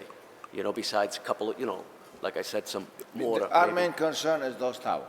Right. I mean, you can see outside, and I understand the experts, you look at him. He's not going to give you a warning. They're just going to clap. There's no time for those to say, hold on. But as and I didn't make the recommendation. I'm just going off what the engineer said. Like, I input my, I don't have a license to make these decisions. I'm just going to do what the engineer says and what Dave wants to, how he wants to fix it. I'm not here saying how the building's going to go or the building's not. I mean, I'm just here to, if they tell me to fix the stone, I'm going to fix the stone. As soon as you touch that building, your liability is going to kick in the building. Yeah. You're responsible if somebody got killed. Oh, yeah, no one's, I understand that. That engineer report states, how the structure is. Like he said, He went in the inside, he assessed it, literally went in the towers, assessed the whole inside of it. It looks basically brand new, no cracks, no nothing on the bricks in the inside. You got steel beams on all four ends holding that tower. The engineer, he stamped it? Yes, he did. You got a stamp? I have it right here. Yeah. I mean, yeah, it's stamped. Okay. So you're not planning to take those towers down? You want to keep them up there? I like to keep them in. I mean, you know, because it's that, you know, that tower that came down, you just put some new veneers up and, you know, you got to do that in the springtime because of the weather's not going to definitely not permit to. Do you have a copy of that contract on hand, if you don't mind asking? Excuse me? You have a copy for that I contract on hand? don't have it. You have it, yeah. Okay, so, yeah. You have it? You have it here?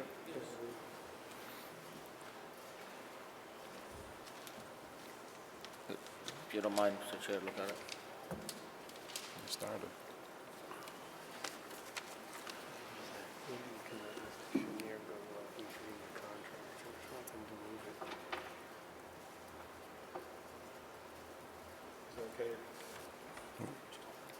That's your mother's signature or your? That's my signature.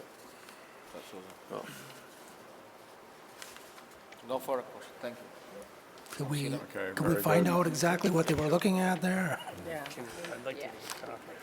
All right, Councilman Tigney and then Mr. Shenya. Yeah, actually, I'd like to hear what Mr. Shenya has to say first, and then I'd like to give my comments. Very good. Thank you. Councilman Tigney yields. Thank you, Mr. Chairman. George Shenya, Teresa Ave. Back when I first got appointed to the PPP subcommittee, I brought this matter up and I talked to the town manager about this. What concerned me was this started out, I believe, in June 13th of this year.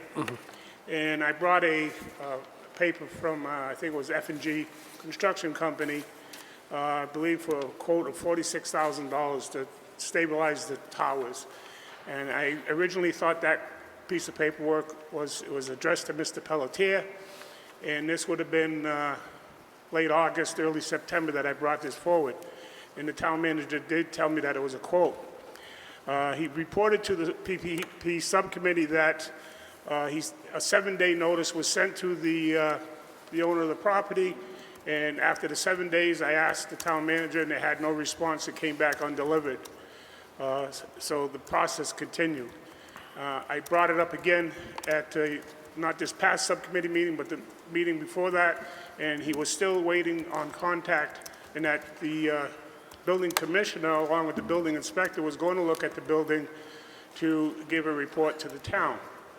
Prior to going to the PPP subcommittee meeting, I walked the property, and as I walked the property, a neighbor came across the street and brought concerns to, thought it was somebody from town official, and talking about the safety of the church. She was afraid that the towers were going to come down because of what they heard. We know the towers are itself probably structural, it's the veneer. And the problem with the veneer is the water getting in between there and popping and falling down. While talking to that lady, some of the veneer came down. And she said, see, we get this almost every day. So I walked the rest of the property and I went over to the school, and it was during that time that I asked that the school be boarded up because the windows, there were some windows that were broken, and the doors were kicked in but not broken completely through, or somebody would get in, and I was concerned that with the homeless people that have been migrating and going into the church would find their way into the school.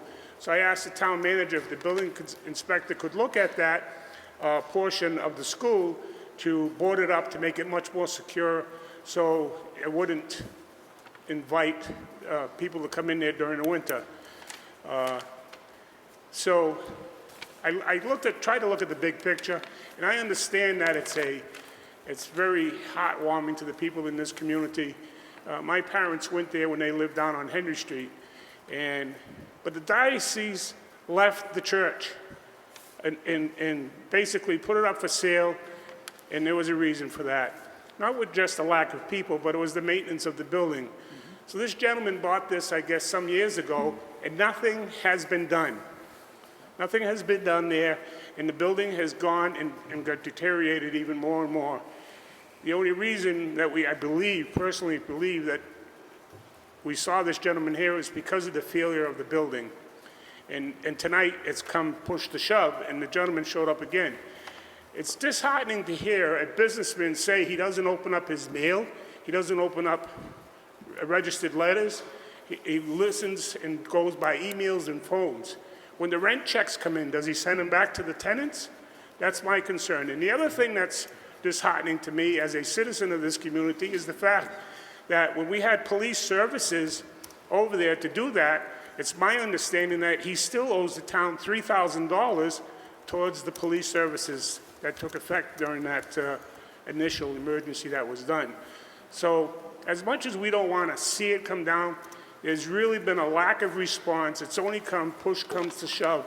And I see the project started and not finishing, or being done halfway done and just being back in the same situation in a couple months.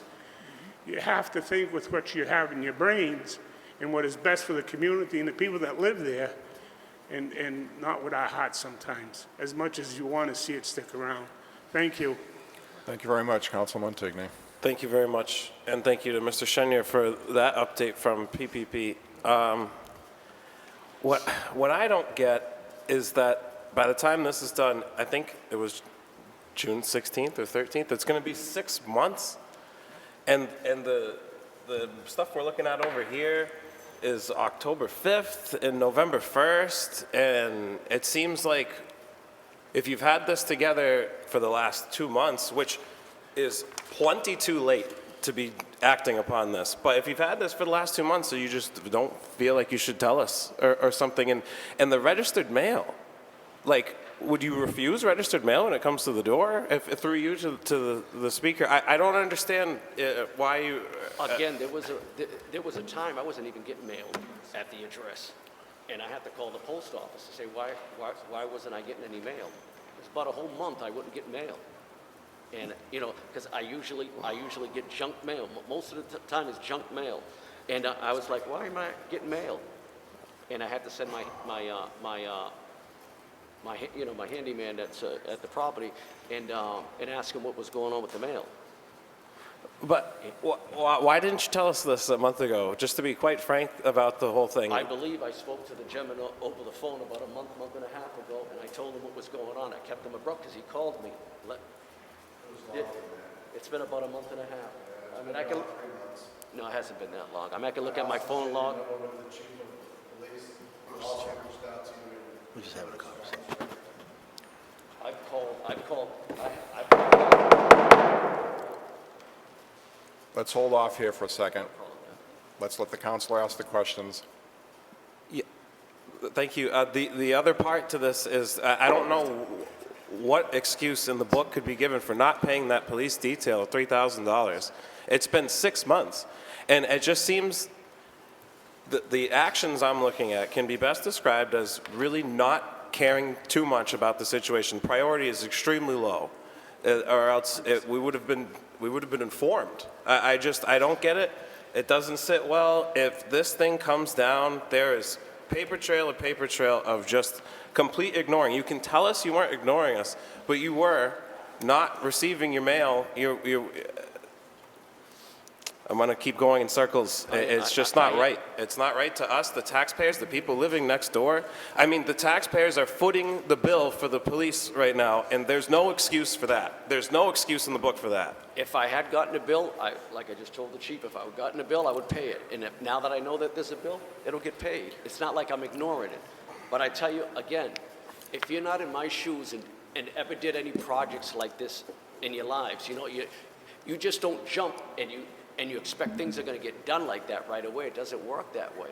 You have to find the proper individuals capable of tackling something like that. I just couldn't hire anybody to go ahead and just throw money away. It's just not, you know, it's not feasible for me. But again, you couldn't tell us October 5th when you got this and signed the contract November 1st? The reason why I'm here is because my attorney notified me to say that there's a meeting here. He found out. I didn't get a letter in my mailbox stating that I had to come here. So when you signed this, you didn't think you should tell us? I'm sorry? When you signed this contract with this company, you didn't think that we were Well, owed this I just information? signed it a couple of weeks ago. He was supposed to go get a permit, and then that would have that would notified you guys. I mean, by him pulling a permit. I'm not gonna, I feel like I'm talking to a wall. I'm all set, thank you. Thank you very much. Yeah, Chief, but you it's wish to just- address? And if I could, through you, Mr. Chair, I certainly didn't want to get involved, but my department's been mentioned several times. So whether or not he received the email, I had email invoices, U.S. mail, certified mail. My executive assistant has tried contacting him about 1,000 times, and we're owed about $3,000. So not that that's going to sway your decision one way or the other. The council can decide, but you need to hear it from me. We're owed a substantial amount of money. We've made every effort to get in touch with him, and that's what the matter is right now. Thank you very much. Mr. Manager? If I can make a suggestion, Mr. Chairman, I think, Mr. Rivera is here this evening. He claims to have an agreement. Unless you're inclined to do something this evening, I think he should appear here at our very next meeting and show us any type of progress. And absent any of that, then I've spoken with our legal counsel as to what the appropriate steps. In the interim, I can continue to work with our inspections. We're putting together the RFP to get somebody to take it down. We can do that all concurrently, and if there's been no progress in the next 2 weeks, then we have to obviously take action into our own hands. That's my only suggestion, and I have some recommendations from our town attorney if we are to take it. Very good. Councilor Adams, you haven't spoken yet. You wish to? Yeah, thank you, Mr. Chair, I appreciate it. Yeah, this is ridiculous. Look, there's no excuse anymore. You're making so many excuses, I don't want to hear it anymore. So I'm just going to ask you to be quiet. I'm telling you right now, I would recommend December 5th, you come back here with an engineer study, you pay our town what is due to us, or you're going to leave it in my hands, and I'm going to make a decision that you're not going to like, period. I appreciate the fact, the history behind that church, but you promised us. You promised us and promised us. I believe Mike over there. I believe the town manager. You don't open mail? Look, man, I got to tell you, I spent 26 years in the Marine Corps and I got mail all over the world. And for you not to be able to do it, excuses are over. So at this point in time, I'm going to ask Dave that you come back here on the 5th with an engineering plan, with our $3,000 paid back to our taxpayers, and then we'll take in consideration if that building should stay up or not. That's all I have. Very good. Councilor Dow. Thank you, Mr. Chair, through you. I'm going to add a few things. Can the owner of the company provide a liability insurance for the town of Southbridge? Yes. Isn't it, Mike, he need to pull a permit too as well? Oh, yeah. First off, they got to submit a Chapter 34 review, which will tell us what needs to happen. Go to the mic. Mr. Julian, we can't hear you. You'll have to step to the mic. He'll need to submit a Chapter 34 review, which will tell us what needs to happen to the building to bring it up to code. He'll have to submit workers' comp and liability insurance papers, building permit, copies of licenses, and any other engineer reports that may come with it. Okay. Thank you, Mike. One more thing I'm going to tell you. When we met on site that night, we all was concerned. We believe you. Because you say you came from different state, you jump on the matter, you hire an engineer, we say it's in a good hand.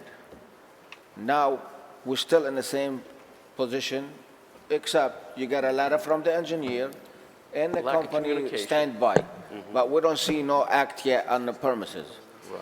Like Councilor Adams say, we have another meeting coming up. If you want to show the town and the residents a good effort, like you're an honest person, what we don't have doubt, bring those papers, what the building inspector request in Councilor Adam through the company, the permit and all that, to make sure you already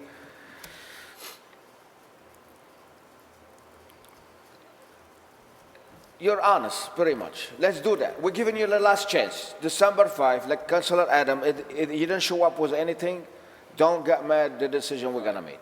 Thank you. That report would have been done if they would have asked. They met with the engineer themselves. They were there with the engineers. And they didn't ask for that documentation. So, I mean, if they needed it, now I have to. Very good, thank you. As a courtesy to Councilor Rivera, there'll be one more comment, and then Councilor Adams is going to come forth with a motion. I'm just wondering, between now and December 5th, if Mr. Tatro, there are any recommendations that something you recommend besides the fence that the owner can implement, signage or something to keep that area safe, anything that you can think of between now and December 5th?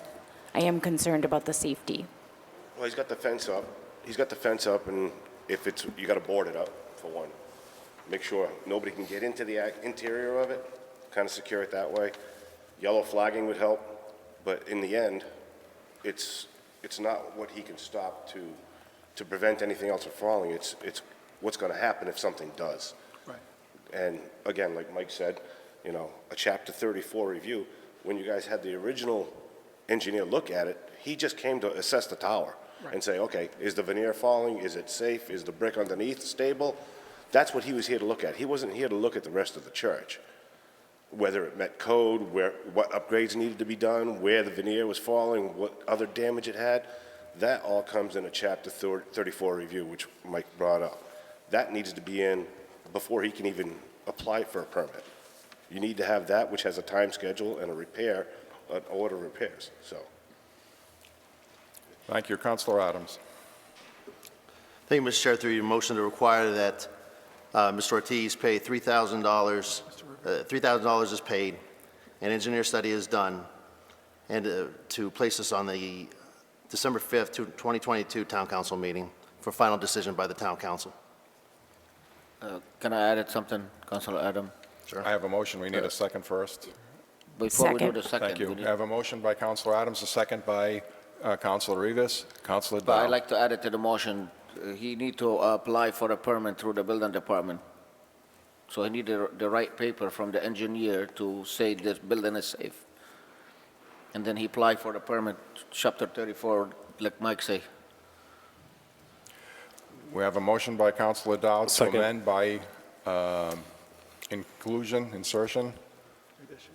I need a second. Second by Councilman Tigney. Okay, we have a motion to amend. Any discussion on the motion to amend by Councilor Dow? Very good. All those in favor? Opposed? Unanimous, all present for the amendment. We go back to the original motion as amended.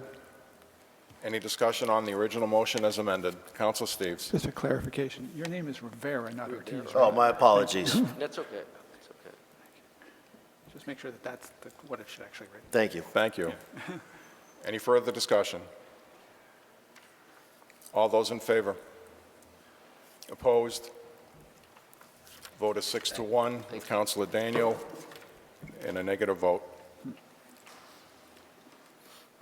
Thank you. We'll see you on December 5th. Yes.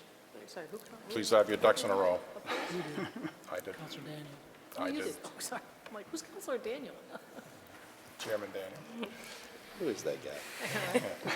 Who's he? That invisible guy, one of those two seats over there.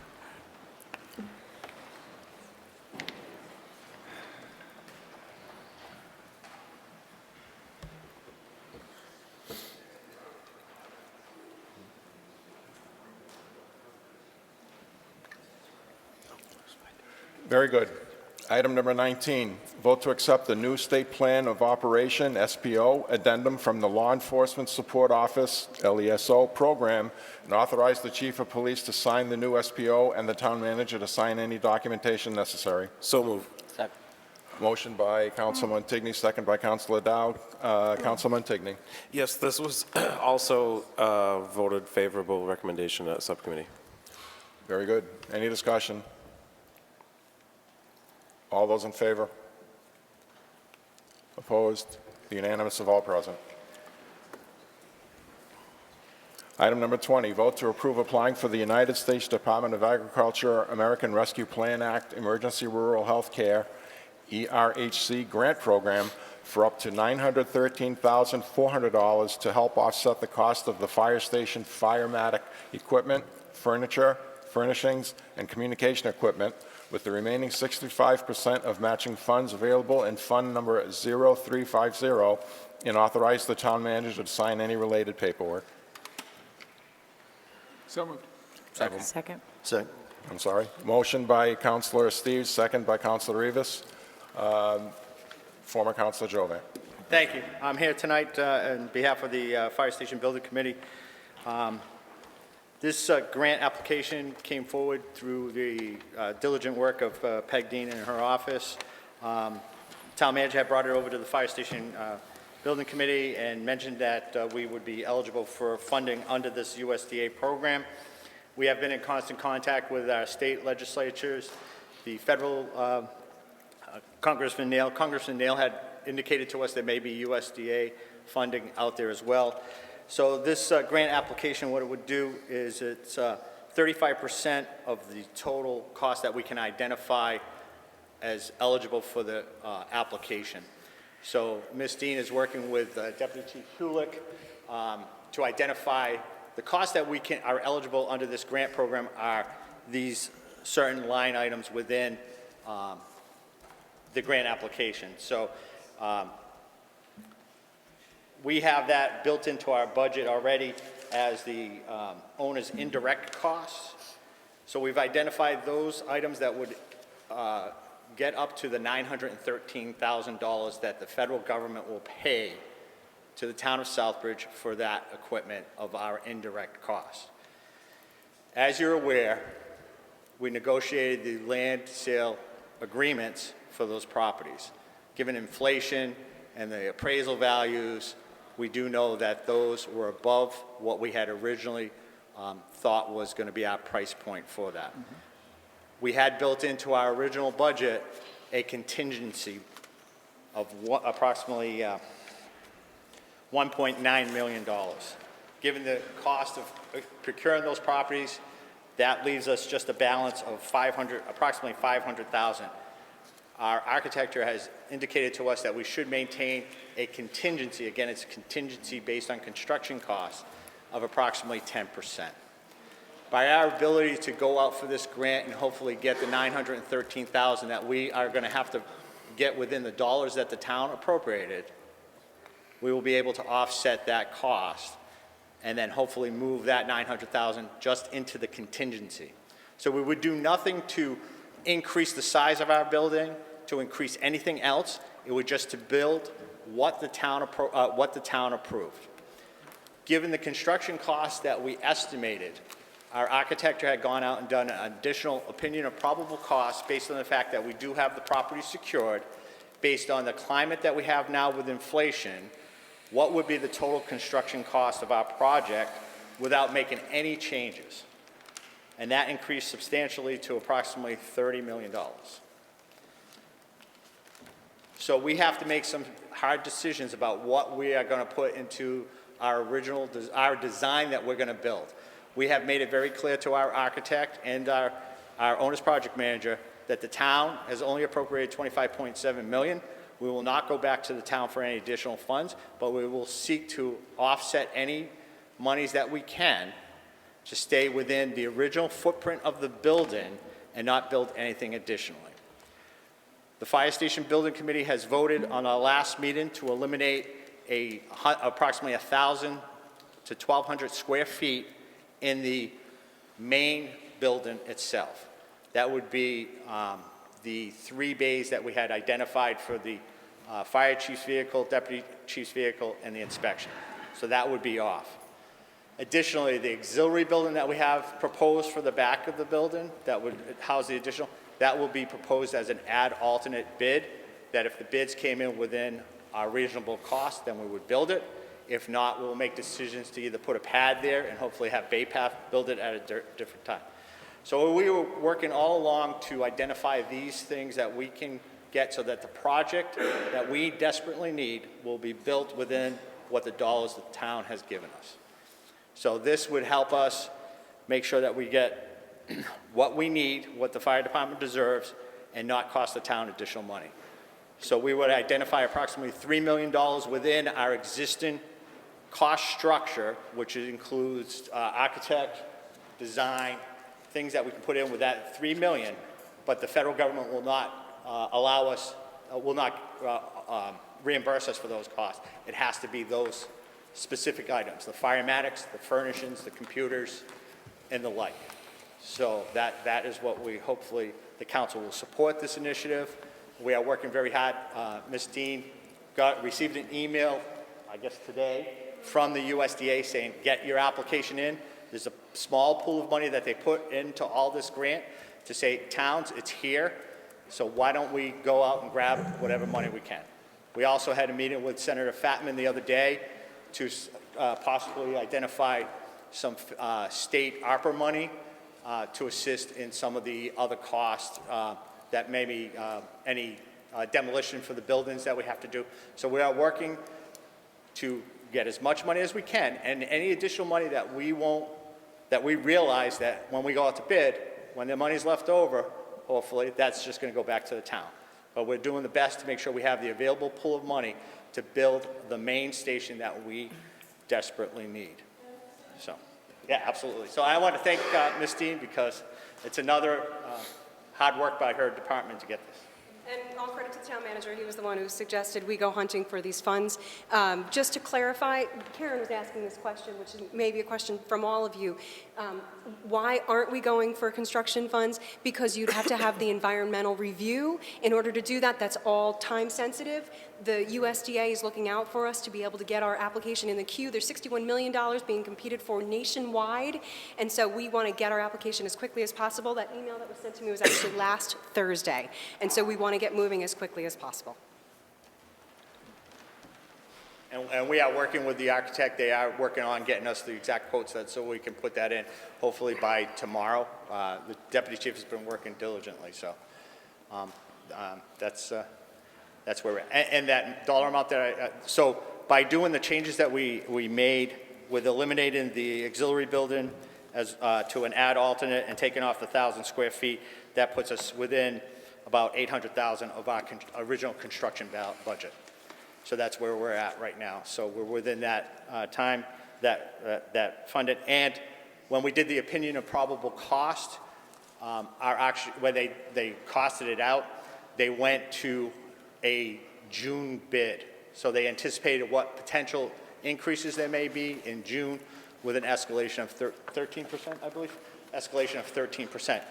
Their hope is that bids will start coming down lower, so we maybe get within that price point. So it's all a numbers game right now, but we're looking out for the taxpayers and delivering a product to the town. So. Thank you. Councilors.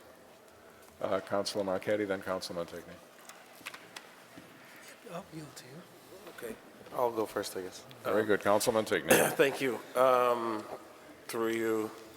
So I thought the 25.7, and maybe I'll stand corrected, is for real property only. I didn't know they were getting all new computers and everything too. What happens to all the old equipment? Just junk surplus? Well, new computers could be included in the alarm systems that go within the station, the schematics, and new offices. So, I mean, that's a small dollar amount. We're only talking 50,000, probably for networking as well. So those were all base prices, but that was within the original budget. If you look online at our opinion of probable cost, there was 2 items, construction costs and owner's indirect costs. All these numbers that I'm talking about tonight were in the original proposal that was brought to the town. And was this discussed anywhere else besides the Fire Building Committee? Or was there another subcommittee? We did not, the Fire Station Building Committee is a committee upon itself. Yeah.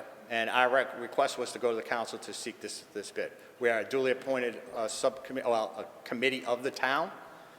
We are responsible for this project. We go out and seek those additional items. The reason he's probably asking also is because in the memo that I provided, I state that I'm asking them, the town council, to please consider this request time sensitive, hence not going to subcommittee. That was my ignorance. So I learned after the fact that it was actually not necessary to go to subcommittee, that the fire commission goes straight to town council. No, that's great. Thank you for the information, and kudos to the Economic Development Office and Peg Dean, because these grants do help, and we're going to need a lot of help in order to not go above the 25.7 if they're estimating 30 million. So I appreciate you looking, and yourself too, Mr. Jovan, looking for everything we can do to keep the taxpayers at what they requested. So thank you. Thank you. Council Marquetti. Thank you, Mr. Chairman, through you. So I look at this motion here, applying for the United States Department of Agriculture American Rescue Plan Emergency Rural Health Care Grant Program. There's like an awful lot there. One is the United States Department of Agriculture, one is ARPA, one is Emergency Rural Health Care. This is, I'm going to presume that this is all one grant. Is that correct? So this is the same exact notice of funding opportunity for which we applied to get the ambulance. And we are waiting to purchase the ambulance that's coming down the pike. Performance date ends in 2025, so that'll be wrapping up. Those funds were all called from ARPA to the USDA, this Emergency Rural Health Care Track 1 Recovery Grant. USDA had other community facilities grants that it funds year over year, for which we applied to get a DPW, two police interceptors and a DPW truck, different funding source. So the USDA has many funding sources, its own annual appropriations, or this being a discretionary grant from ARPA, and then creating this specific Track 1 recovery grant. Within that, it gave away funds, for instance, for our ambulance. Then it did what it's called a sweep, as it was explained to us by the USDA grant administrators. They swept all the remaining funds back nationwide. The remaining in that bucket is still that same notice of funding that we dealt with before. So we should be familiar. I know there's a lot of acronyms and jargon, but you have seen all of this before. If I could continue, please. Also in this motion, there's funds, remaining 65% of the matching funds available in fund number 0350. So what's fund number 0350? That's the fire station. That's the fire station fund, fire all right. station. And the remaining 65% matching funds, I'm a little confused on that. What exactly does that mean? Who's paying the 65%? We are? The fire station is. We are paying the 65%, so they're providing 35%, all right? If I may, through you, Chair, this is one of those semantics situations. Forgive the language. I keep using the analogy of FEMA grants that you might have seen in the past. I'm only familiar because of my prior experience applying for FEMA grants, where you would get a soft match that would be basically crediting the town any money it had spent on other items, not directly related to what you're applying for. And so it might be personnel, it might be, what are some other good examples, I don't know. But again, it's money that the town has spent within the mission of its whatever department that can be credited as a soft match. Okay. And then you're actually applying for these other funds. All right, I was just trying to Does get that that clear. Yep, Okay. thank you.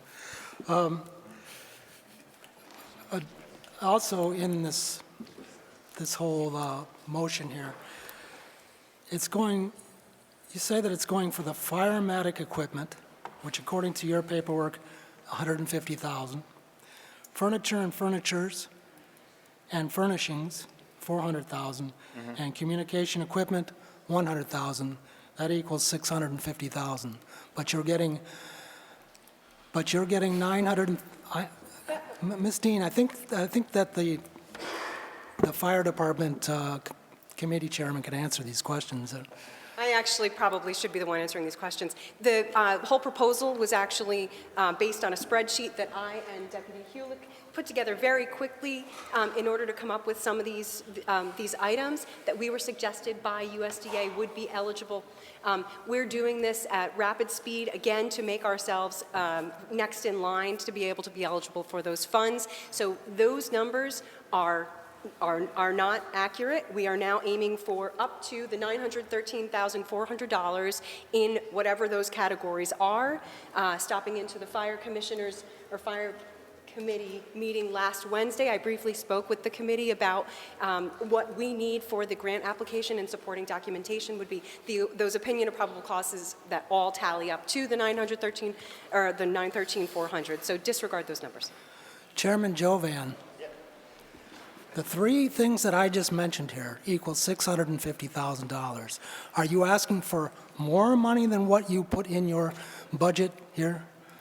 It's $263,400 over what you budgeted in the fire station paperwork that the town residents voted on. And those numbers were a 2019 number. So obviously there are some price escalations, okay?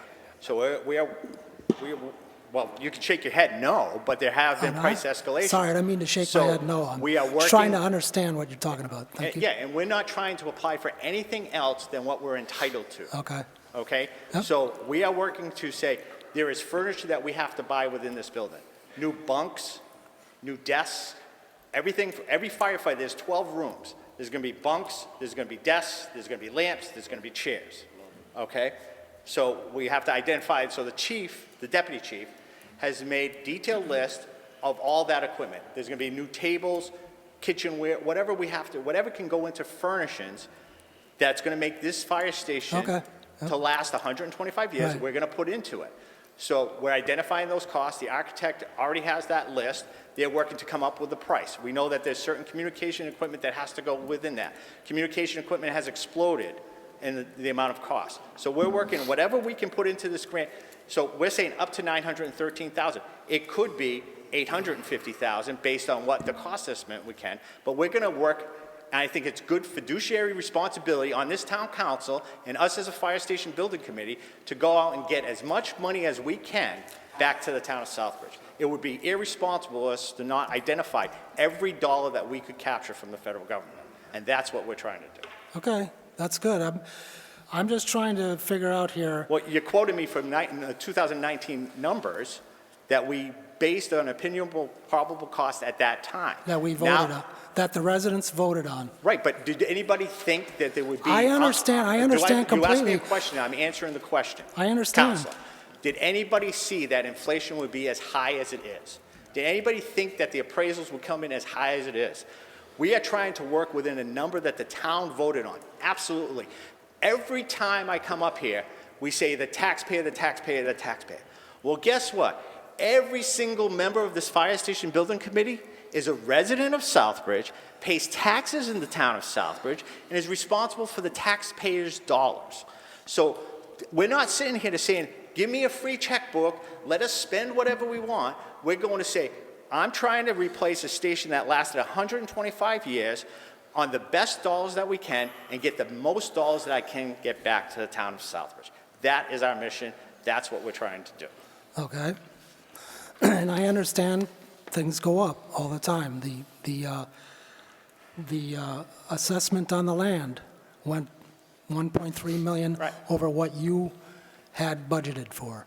So that's all I'm saying right now is that we seem to be drifting, we seem to be going over what was budgeted for. And what I don't want to see is that you get 913,000 and then that doesn't come off the cost of the fire station, so you're shifting it and saying to the taxpayers, you still got to come up with 25.7 million, when this should be coming off the price of the fire station. So now we only have to come up with $24,786,000. What I don't want to see is shifting to say, oh, we got this money now, so, but you taxpayers, you still have to pay 25.7 million. We're getting this other money, but that's not going to come off the cost of the fire station. There's many grants out there, Counselor. Well, let me finish, please, and then I'll be done. If we got $10 million from the federal government, which I'm hoping that we can get that money, you're not going to say to us, we got $10 million from the feds, now we're going to spend $35.7 million. I don't think that's how it's going to work.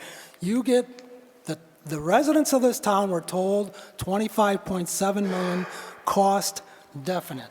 So that's what it's going to cost. And if you get some grants, I'm going to support this. I'm glad you're getting grants. I'm really happy that you're getting anything that you can get to offset the cost of this fire station. But you're not going to still tell to the taxpayers, you're not going to get a cut. You're not going to get any benefit out of this money that we're getting, you're still going to have to pay $25.7 million. It should all come off the cost of the fire station.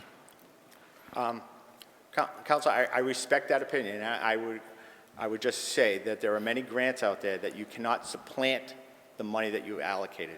It's supplemental money, okay? Now, my conversation to you just now was that we are making decisions to make sure that we build the actual footprint of a fire station. And at this time, the cost of that station now is, the original cost to construct was $19,195,000, based on dollars that we had presented to the town in 2020. No, 19? 19. It's been a long time, right? 2019. We did an opinion of probable cost if we were to build exactly what the town voted on. They voted a project.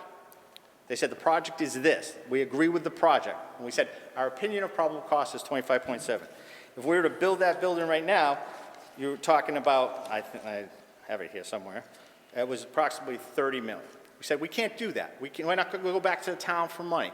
What are we going to do to cut and make sure that we can build the body of the fire station? Bays, beds, kitchen, day room. Nothing more. What are we going to do to get that to make sure that we have a building? Because we're not going to build something small and then 10 years down the road say we got to build an addition. What are we going to do? So again, we've eaten into our contingency. The money would pay for these items specifically. That money would then come out of the budget, and again, we would have a contingency within the footprint. So we're going to buy, and just like I had my conversation with Senator Fatman, and we're not going to build a $35 million building, Councilor. If the federal government gave me $10 million, we're not going to build. What I guarantee that we will build is what the taxpayers voted for a project. That's what we would build. Well, I'm sorry, I'll just finish it up right here. If the federal government gave us $10 million, then I would expect the residents to only have to put up $15 million, not still have to put up $25.7 million. And that's all I'm saying. So I'll end it right there. Thank you. Thank you. Mr. Manager. I just wanted to point out, I'm not sure if we're going to get more money from the federal government, because I initially saw an article about Greenfield getting $900,000, and I had been in regular communication with Representative Neal's office, and they came back and concurred our best bet to get some money right now is to go through the USDA. And we had already done that, as Ms. Dean said, and I forwarded her the email back in October, and we quickly started meeting and found out that the federal government had swept up a lot of the USDA monies into the $61 million pool. And they said to us, if this is a large enough project and we can come up with enough expenses so that 35% was the equivalent of our 900,000, which is our capacity that we can get, then by all means, we should do it as quickly as possible. I will just say, and I'm not trying to be funny about it, but nobody in my decades of doing this has ever said, boy, I wish we built a smaller building. The voters voted on a particular project, and I understand what you're saying, Councilman Marchetti. The price has gone up. We're not looking to take more than what was asked, and I think that's what Councilor Jovan, former Councilor Jovan, Fire Station Building Committee Chairman, had indicated. We're not looking to go past the 25.7. We're looking to try and find additional monies to offset these cost overruns. And I'm repeatedly asking, we meet with Senator Fatman, we talk to other people, other legislators, we talk to our federal representatives, and so far we haven't received any money. So we're doing all this legwork. I'm very fortunate that Ms. Dean can drive these, we jump on these calls, but we're going to have to do the legwork ourselves. So I think these are the best bet, and we have to continue to work on these to keep these costs down and still build a functioning fire station, which the people had asked for. Very good. Councilor Montigny. Thank you very much. I would tend to agree with Councilor Marchetti that in the end, in my opinion, the voters voted on $25.7 million, and that should be the final total of every money that was spent I can totally see his point that if we have $4.3 million to offset to make a $30 million building, and then we get grants for 4.3, that now suddenly the townspeople don't get any relief from the 25.7 that they wanted.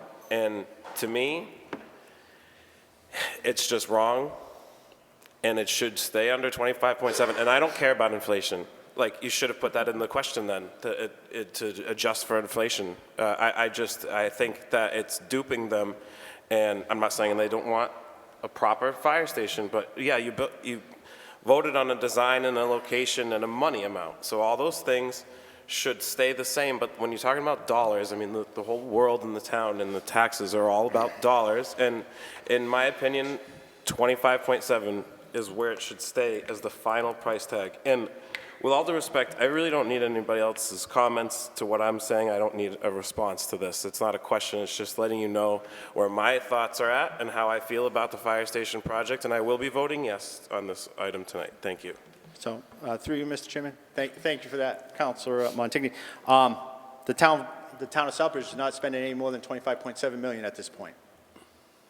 Thank you. The voters voted 25.7. The money that we're using to get any potential funding is out of 25.7. So there are no additional costs to the town taxpayers.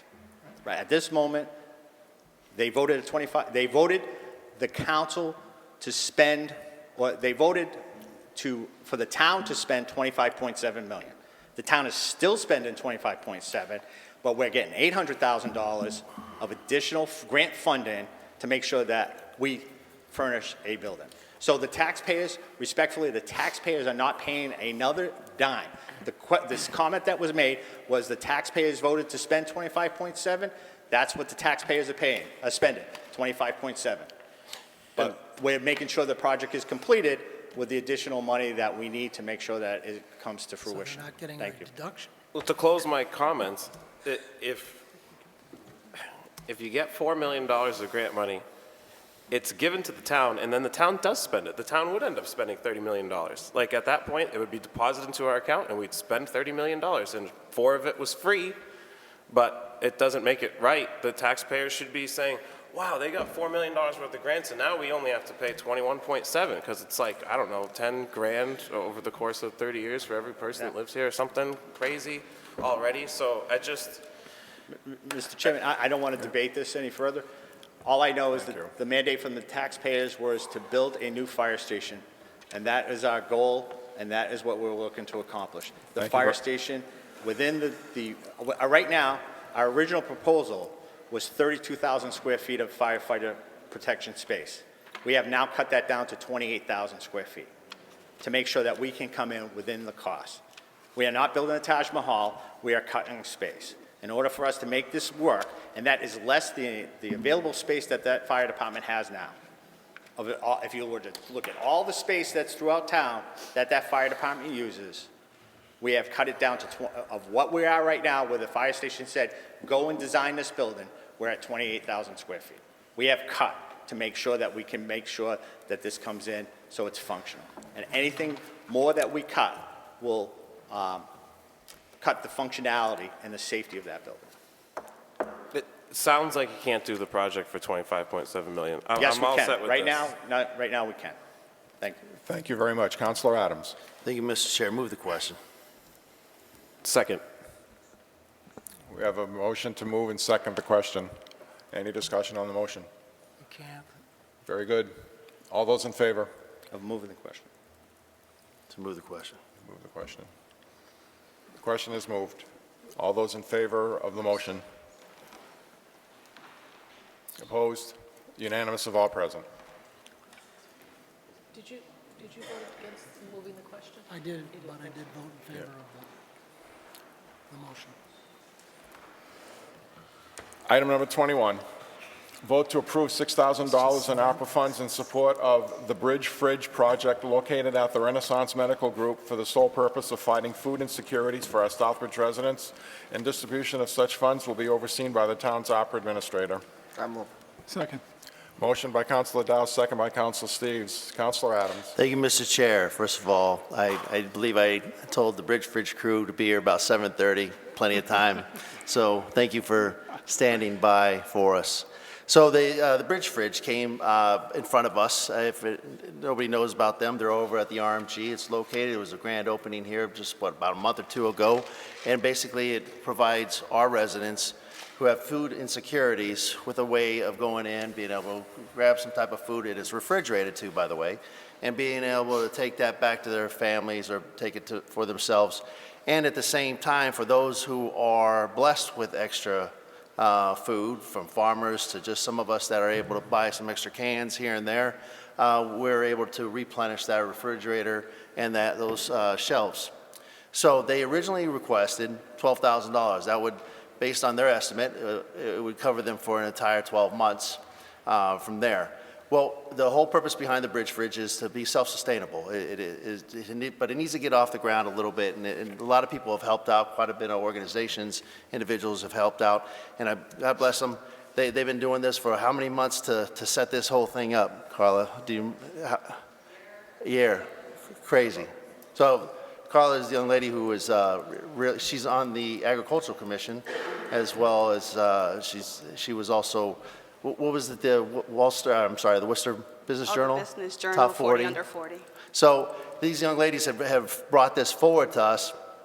What we did at the ARPA, though, it was a unanimous vote. What we recommended was $6,000. That would cover the 6 months. But what we asked is, because we're trying to ensuring that the residents of Southbridge are receiving this, and hopefully, I hate to say that, sounds weird, but hopefully nobody else from other towns.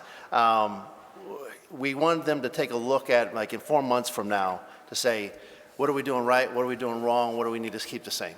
So we recommended $6,000, but to earmark another $6,000, put it on the side for the town council to vote later on, and this is our recommendation at this time. To the town council. If the town council wants to change that up to $12,000, that's fine with me too as well, but I'd like to continue to evaluate how we're getting, but again, part of this ARPA money is to help our community, specifically for those who are impacted by the COVID virus itself. Unless there's anybody else has any questions. At this time, it was the ARPA's recommendation for $6,000, but I'll leave that up to the town council. Any discussion? Councilor Rivas. I'd like to propose an amendment to change the amount to the full $12,000.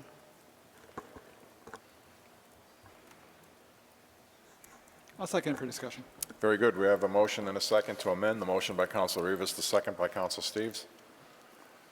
Discussion on the amendment. Councilor Steves, Yeah, then Councilor obviously, Dow. when we talked about it at the ARPA meeting, we did throw around the idea about the needs, and I think there's probably, I would argue that there is definitely enough need to warrant the 12 grand. I do agree with what Dave was saying about the idea of the issue that Wellstorm is new to the area. We don't know exactly how stable it is. I think it's probably going to be stable, given the fact that there's more than enough need to serve, unfortunately. It's one of those things where, you guys are kind of going to be probably in over your heads already, I would imagine.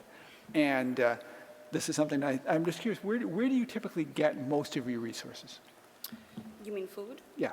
So right now, we're buying it either us personally giving money or the town itself, like different partners throughout. Like I know UInc has given us money, the Rotary Club has given us money, Big Y has given us gift cards, Stop and Shop has also given us gift cards, and we're working on hopefully getting grants, but right now, like you mentioned, we are new, so it's a little bit harder to receive grants when you are this new. I'm sure it is, because I know that actually came up when I think we were talking about the issue of them needing to be there for 3 years before UInc or one of the major agencies can do it. United Way, thank you.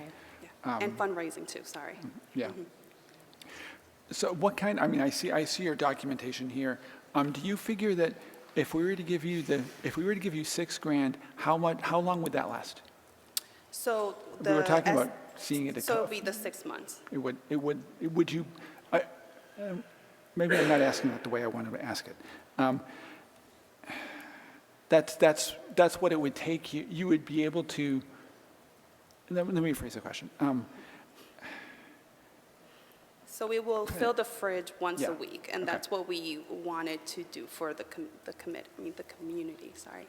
The community, we wanted to be able to at least fill it once a week for the whole year, and hopefully continue doing that moving forward. And then having partners, whether that's Big Y, Harrington Hospital, if they want to join in, they would take on different days. So that way, the goal is to eventually, all 7 days be filled by somebody different. So Okay. that way we could sustain it longer. That makes sense. Okay, that makes sense. All set? Clement, Councilor Dow, then Councilor Rivas. Thank you, Mr. Chair, through you. Thank you for working hard and provide help for the community. But I think I will agree with Councilor Adam, recommend the 6,000 first to see how we go. They can always come back and ask for more. This is just an opinion. I don't think we should change it till 12 now. We should leave it 6 to see how we go, and then we can always, they can always come back and get more help, maybe more in the future. Thank you. Very good, Councilor Rivas. I think that by the demographics that they've already shown us in this short time, it does show that it is servicing primarily Southbridge residents. I think that, sure, of course, they can come back in 6 months, but this shows our commitment to our residents. Our residents are struggling right now. And I think that quite often when there is funding that pertains to people that have food insecurity, are in poverty, we're constantly asking people to perform to get funding, and it happens on a federal level, on a state level. And I think as a community, we want to make a commitment to our residents who are struggling and have been struggling. I think that we don't need to ask people to continuously perform, show us how poor you are, show us what, this already shows that this is servicing our community. And I think as counselors, it is our responsibility to show our residents that we do care about them and that they don't have to keep performing to show that they are in need. And I think that this makes that commitment right up front. I don't think we need to wait 6 months. We have cameras there. They're being monitored. People are being asked for all kinds of information. I don't think it needs to be revisited in 6 months. I think it is our duty to show our residents that we care about them, and this will show that. Thank you. Councilman Montigny. Thank you very much. I do care a lot about this program and, of course, the citizens. But I would tend to agree with Councilor Dow and all the hard work that Councilor Adams has done with the ARPA committee this whole time and their recommendation. I wouldn't be opposed to helping them in the future at all. I don't think I want to see them get any worse, but $6,000 should help as a start. And $6,000 could pay for 10 level 2 tree assessments. But anyway, thank you very much. Councilor Adams, then Councilor Marquetti. So I just want to make note that I think the town council has done a pretty good job providing a lot of ARPA funds to our local communities, from $250,000 to $350,000 for small businesses in town. We also gave $150,000 to the United Way. We also gave, I think it was $100,000, something like that, to the YMCA. So we're constantly going through this, and we have more coming through. The reason why I brought that up to recommend 6 months is not to belittle anybody. That's completely false and terrible accusations. When we ask people to come back and perform and show us what they're doing right and what we're doing wrong, at no time am I trying to belittle anybody. I want to make sure what we're doing is correct. You never know. They can come back and say, we need $10,000. They need $20,000 because they're doing so well, and look, we set aside that money. If you say 12,000 now, and they come back to us, 12 months from now, and I can't give them the money because I didn't earmark the money, or we didn't earmark the money, then they're out of luck. I can earmark the money, I can put money aside for them specifically. But I gotta tell you, to sit here and say that this town council hasn't done its part to help our local community is false. And I hold that to high regard on the individuals that voted in here. And to them and all the work that they're doing is awesome. But I also know let's call it what it is, we struggled a little bit to try to figure out how did we account for Southbridge residents. Is there a better plan that comes up? Is it, the month of December or January, we say, hey, wait a minute, maybe we can do it this way, maybe we can do that. It's okay to reevaluate yourself. Look in the mirror. Sometimes that's the cause of the problems. So I just asked them to do that. I asked the YMCA to do that. I'm going to ask the United Way to do that because we've had those conversations with them already. I think the ARPA committee has done a great job. I think the town council has done a lot for the community as far as these ARPA funds, and I really appreciate them coming up here waiting 2 extra hours to do this. And in 4 months, if there's something that can be changed, I'm all about it. And take a look. Maybe you need 12,000 at that point in time. That's all I have the rest of the evening. Thank you on this. Council Marquetti. Thank you, Mr. Chairman, through you. I was at the ARPA committee meeting. The question that was asked was, well, first of all, we did give money to United Way, $150,000, and we told them that, we asked them, can anyone come to you who needs funds? And they said, absolutely. But we made a condition on United Way, it all has to go to Southbridge residents. And so that was the question that was raised at the meeting. You did go to United Way, but you did not receive funding from them. And what was the reason for that? Because we're so new. Because you're so new.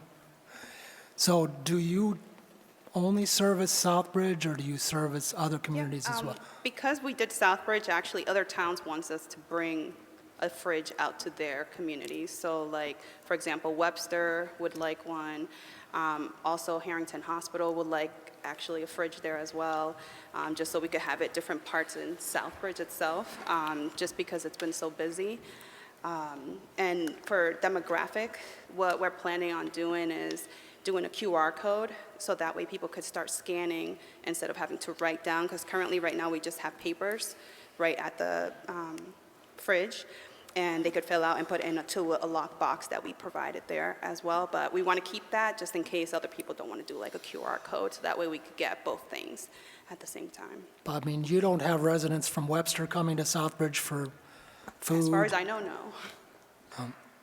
So I do think we have to have another talk with United Way, because I don't think that was our condition, that you can't give funds to someone because they're brand new, so. I think it was also demographics too.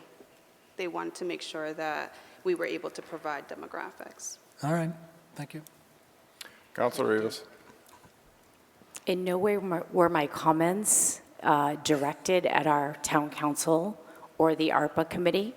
I was referring to my experience as a grant writer and as a person who's worked in social services, who has applied for many federal and state grants. I recognize the tremendous effort that our town council and our ARPA, like, there are no accusations in anything that I said previously. Again, it has to do with the continued obstacles that are put before federally and state. Again, ARPA funds come from the federal government. The town didn't create them. The town implements them and gives them out to different organizations. So in my experience, that's what I was talking about. So it's not always about you.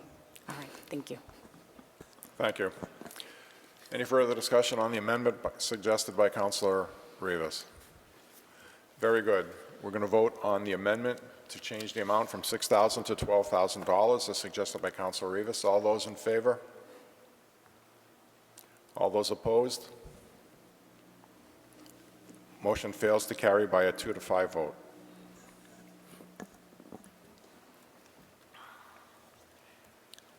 Thank you, ladies. We really appreciate. Did you want to say anything? Or did we not vote? That was the amendment. Oh, I'm You sorry. haven't voted on the I'm final sorry. motion. I got it. Sorry. It's not about me. I'm sorry. The main motion is now on the floor, as read previously, as motioned and second. Any further discussion on the main motion? Very good. All those in favor of the main motion? Opposed? Unanimous of all present. Thank you. Thank you, guys. Thank you so much. Thanks, ladies. Appreciate it.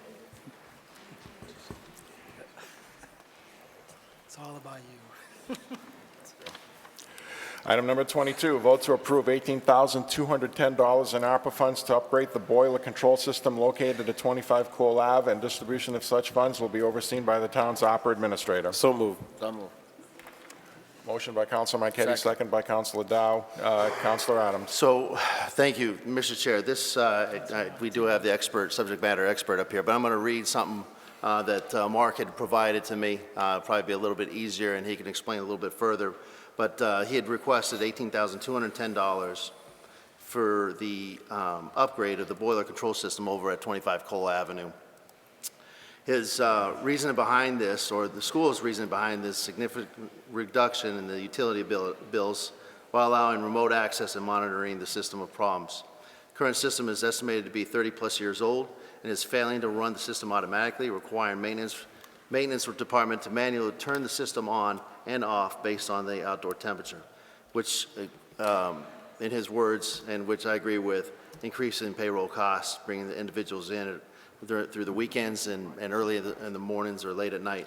The project can be completed in a week without disrupting the school. Having the installation completed before the winter would start their utility savings during the highest costs of the months.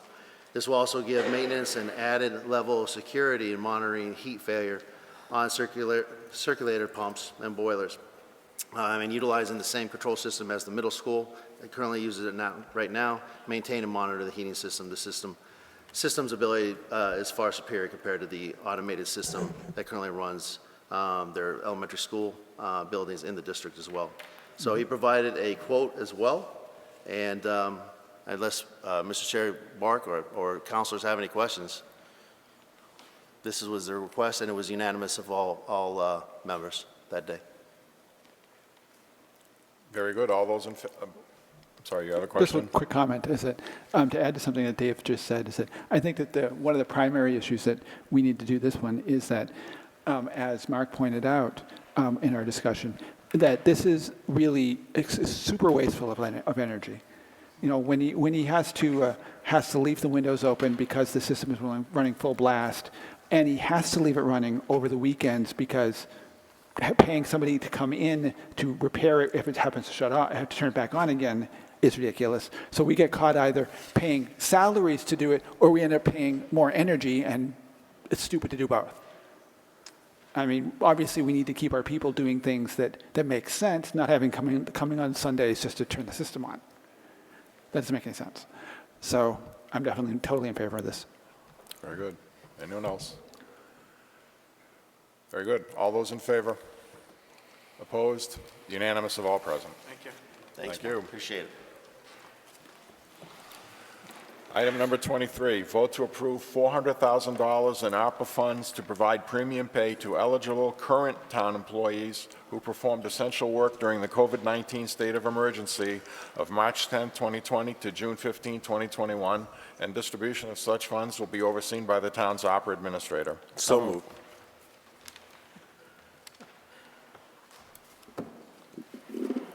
Please identify yourself. Is there a second? Thank you, Counselor. Is there a second? Is there a second? They moved at the same time. Second. Thank you. We have a motion by Council Marquetti and a second by Council Montigny, and a second by Council Rivas. Councilor Adams. Thank you, Mr. Chair, town councilors, town manager, residents, employees of the town of Southbridge. So myself is up here today, and so is Abby. She is the brains behind some of the basically I would need an abacus to explain some of this stuff, and she did it within days, weeks, few months. Anyways, I'm going to go over a couple slides real quick. So what we're talking about is premium pay to the town staff. Now, it's compensation for the workforce that was exposed to COVID during the height of the pandemic, which is the state of emergency at that point in time. We're looking from March 2020 to June 2021. And this is who it would be for. The employees that are currently here now, that were here during the height of the pandemic, in which we shut a lot of things down that we normally would not have shut down. And all of our lives, as you know, it changed dramatically. So deciding dollars amount. So I'm going to kind of go off this slide real quick. I'm going to wing this a little bit. A few months ago, I'd say about 6 months ago, I was completely opposed to this. All right, because first of all, I knew we had a lot of infrastructure work to do. We had a lot of giving to not-for-profit organizations. And frankly, to be honest with you, my 26 years in the Marine Corps, I never received a bonus in my entire life. And I kind of just did more with less and all that kind of stuff. But I did think about it. I thought long and hard, and I did talk to quite a few people. And that really wasn't the residents or the staff members of the town of Southbridge, but it was other towns. There was other residents and other communities. So it made me think a little bit. It made me change my mind because I realized being part of the Emergency Operations Center, I just want to note that we have former Councilor Jovan, who was the chair of the town council at the time. He was in control of what was happening in the town hall, per se. You had the incident commanders and emergency management director, both chiefs of our community, chief of police and chief of the fire department, and myself. And those first few days, first 3 months were pretty tough. Really tough on a lot of us, trying to figure out what this was. How long would this virus last on something that was on your desk, grocery store, stuff like that. We had staff members come to us who were, kind of afraid of what was happening, because people were dying left and right due to this virus. And we just didn't know. None of us had been around in 1918 during the Spanish flu or the Black Plague back in the 1300s. So, we kind of figured out, but what we did know is operational awareness and operational training. And that's what made this town a lot different than a lot of other towns. I got to tell you, as big as some of our heads were within that EOC, I think we worked really well together, and we argued the point, and we got down to business. And one thing that we expected from our town employees was the work. I spoke to a lot of towns within this Commonwealth, and a lot of people got a lot of time off, and they were sent home.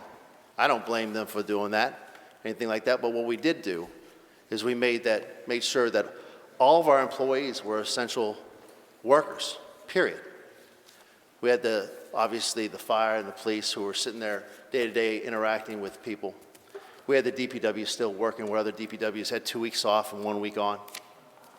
You still have communities that are still doing remote meetings to this day. They have not gone back from select boards to town councilors. We made the town hall employees come here to work. And that was a tough decision to make, but somebody had to make that decision. It wasn't being made the first 2 weeks before we took over as a town council, as Emergency Operations Center. So there was a lot of, there's a lot of issues, and it was tough. And we heard a lot of, concerned staff members. And that was my mindset. I was just thinking about the constant, I'm worried about my kids at school. I'm worried about myself, my own life, my own health, my mom, my dad. I know people that have died from this virus. And it was pretty tough on a lot of people. And in some cases, there were a lot of tears being shed during this period, specifically during this period of time. So what I did was I asked a few friends of mine to provide me how many communities were looking at premium pay, which would reimburse the staff of the town some funds, kind of like a bonus. And there was over 240 communities. Now, when I counted out at the time, back in May of 2022, you're only talking about 30 communities that were actually had made a decision. And to this day, I do know that there are a lot of bargaining agreements happening. There's still conversations and all that kind of stuff. And normally in a lot of towns, town manager would make that decision already. But we're a different type of government where the town council has to make that decision. Again, we considered every staff member here essential, from the library to cable access, who was here all the time, to those that cleaned our town hall late at night, what we call deep cleaning. So we expected everybody to come in here and do their job, and in the Marine Corps we call it the ship still's got to move forward. Doesn't matter who's in charge. We still had to perform. And I think I'm so proud of the town staff of what they did, even though some were, a lot of people were very nervous. We set up a vaccination center in this town. We had people from Cape Cod come into this town. And we had town staff working over at that vaccination center. We had DPW working nonstop on making sure things were taken care of. Obviously, the fire, I can give stories that I heard in there when firefighters would walk in and find a room full of individuals with full-blown COVID. Didn't even know those individuals were even there. Police dealing with it face-to-face every day. At no time, the many police stations, the police departments were saying stand off in many ways, where our police did not. And again, our town hall was open. There was times when we closed the town hall just for a period of time until it kind of died back down. But we still expected people to come in and work. So when we decided the dollar amounts, what I did was I took those 30 communities. I kind of looked at what they were getting from $6,500 here and there to, $1,000, $500 here and there. So what I did was I kind of tried to average it out. And the numbers that I've given to the town council that I could share with anybody, and we could post it down the road, were kind of an average of what was happening. So we did such an amazing job in this town.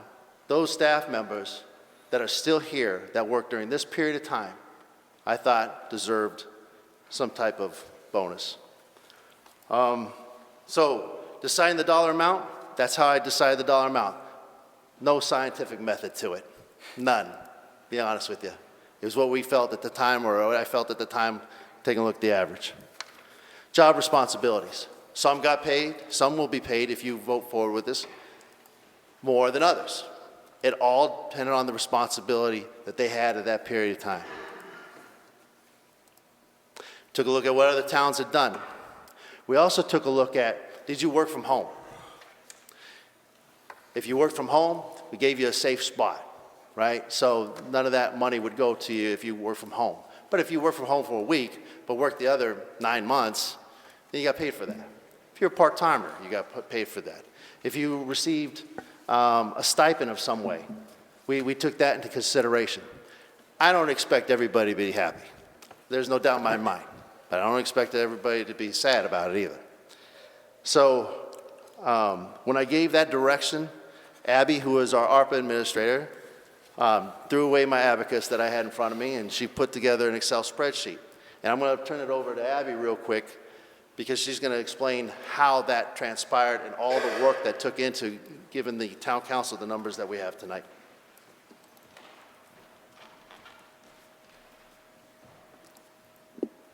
Hello. So we already kind of went over all the eligibility requirements, so I'm just going to skip right to the numbers. So figuring out the numbers. To be eligible, we looked at the time frame and figured out how much of it each eligible employee worked. We decided that the most efficient way to do it was by following pay periods. So we counted out how many pay periods occurred within the defined time frame, which was March 10th of 2020 to June 15th of 2021. There were 33.1 pay periods. We also took into consideration that part-time employees who worked less hours had less risk of exposure. To account for that, we took the number of hours within each pay period and multiplied it by the total number of pay periods to get the max number of hours that they could have worked. Consideration was given to the fact that different departments have different hours that are considered to be full-time.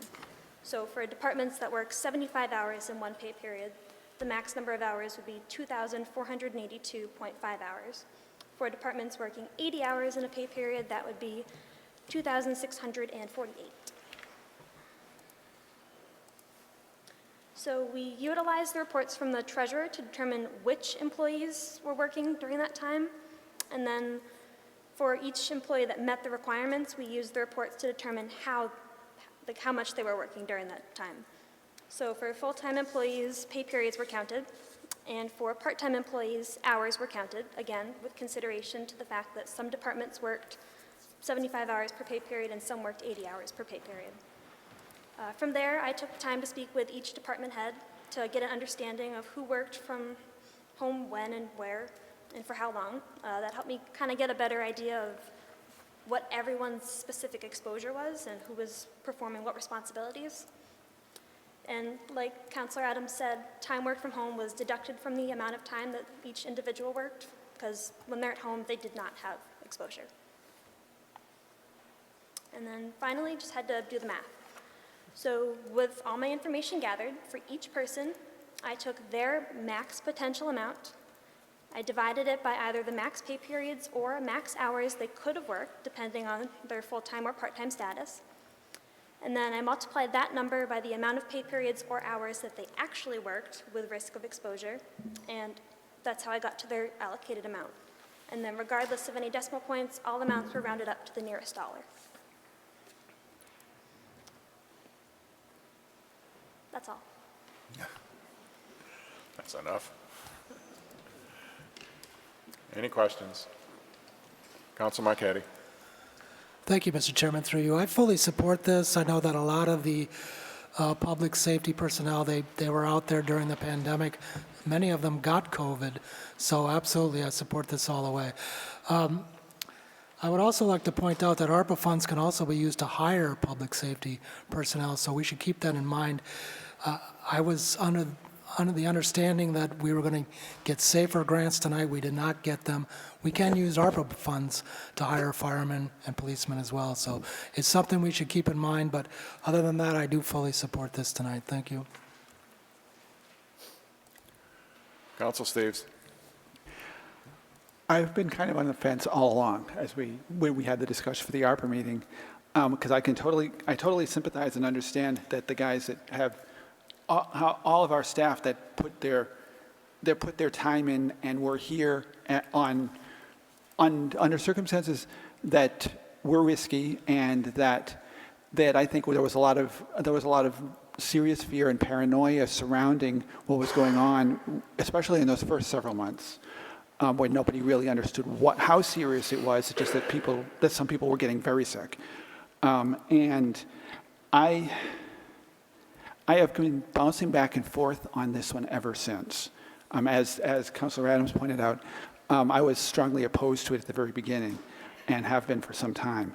To be honest with you, the way things have been going, and I've been thinking about it for the last week or so, I don't really feel I can support this, but I don't feel I can oppose it either.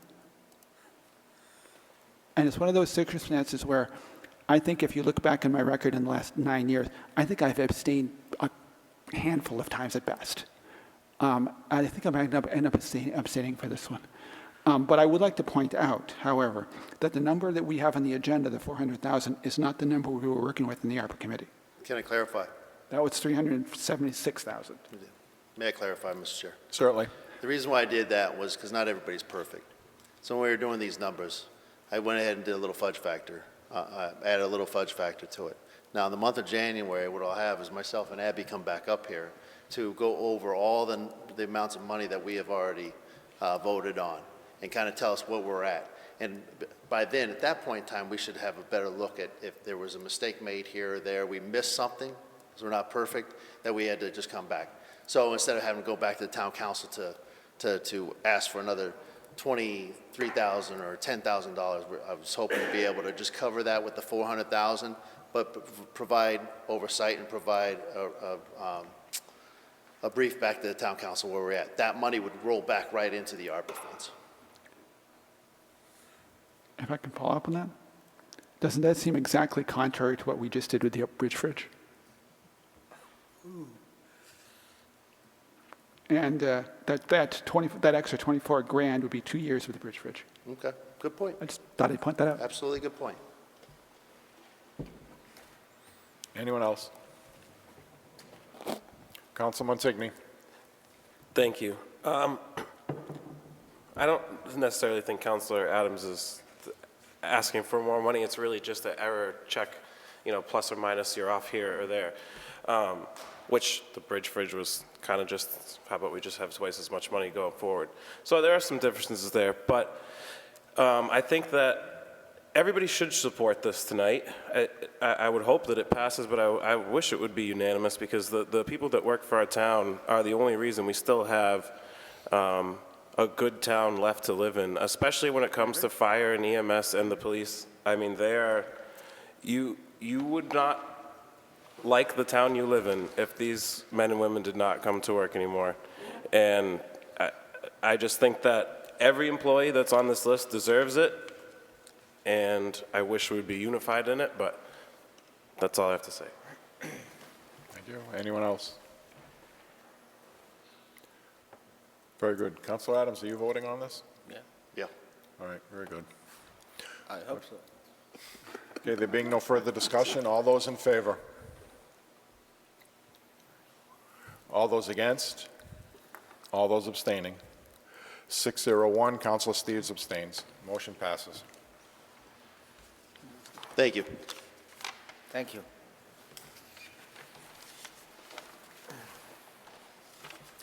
Item number 24, vote to approve change order number 3 to JAM Corporation's contract for $9,377.86, funded by the Parkland Acquisitions and Renovations for Communities Park Grant, and authorize the town manager to sign any related documents.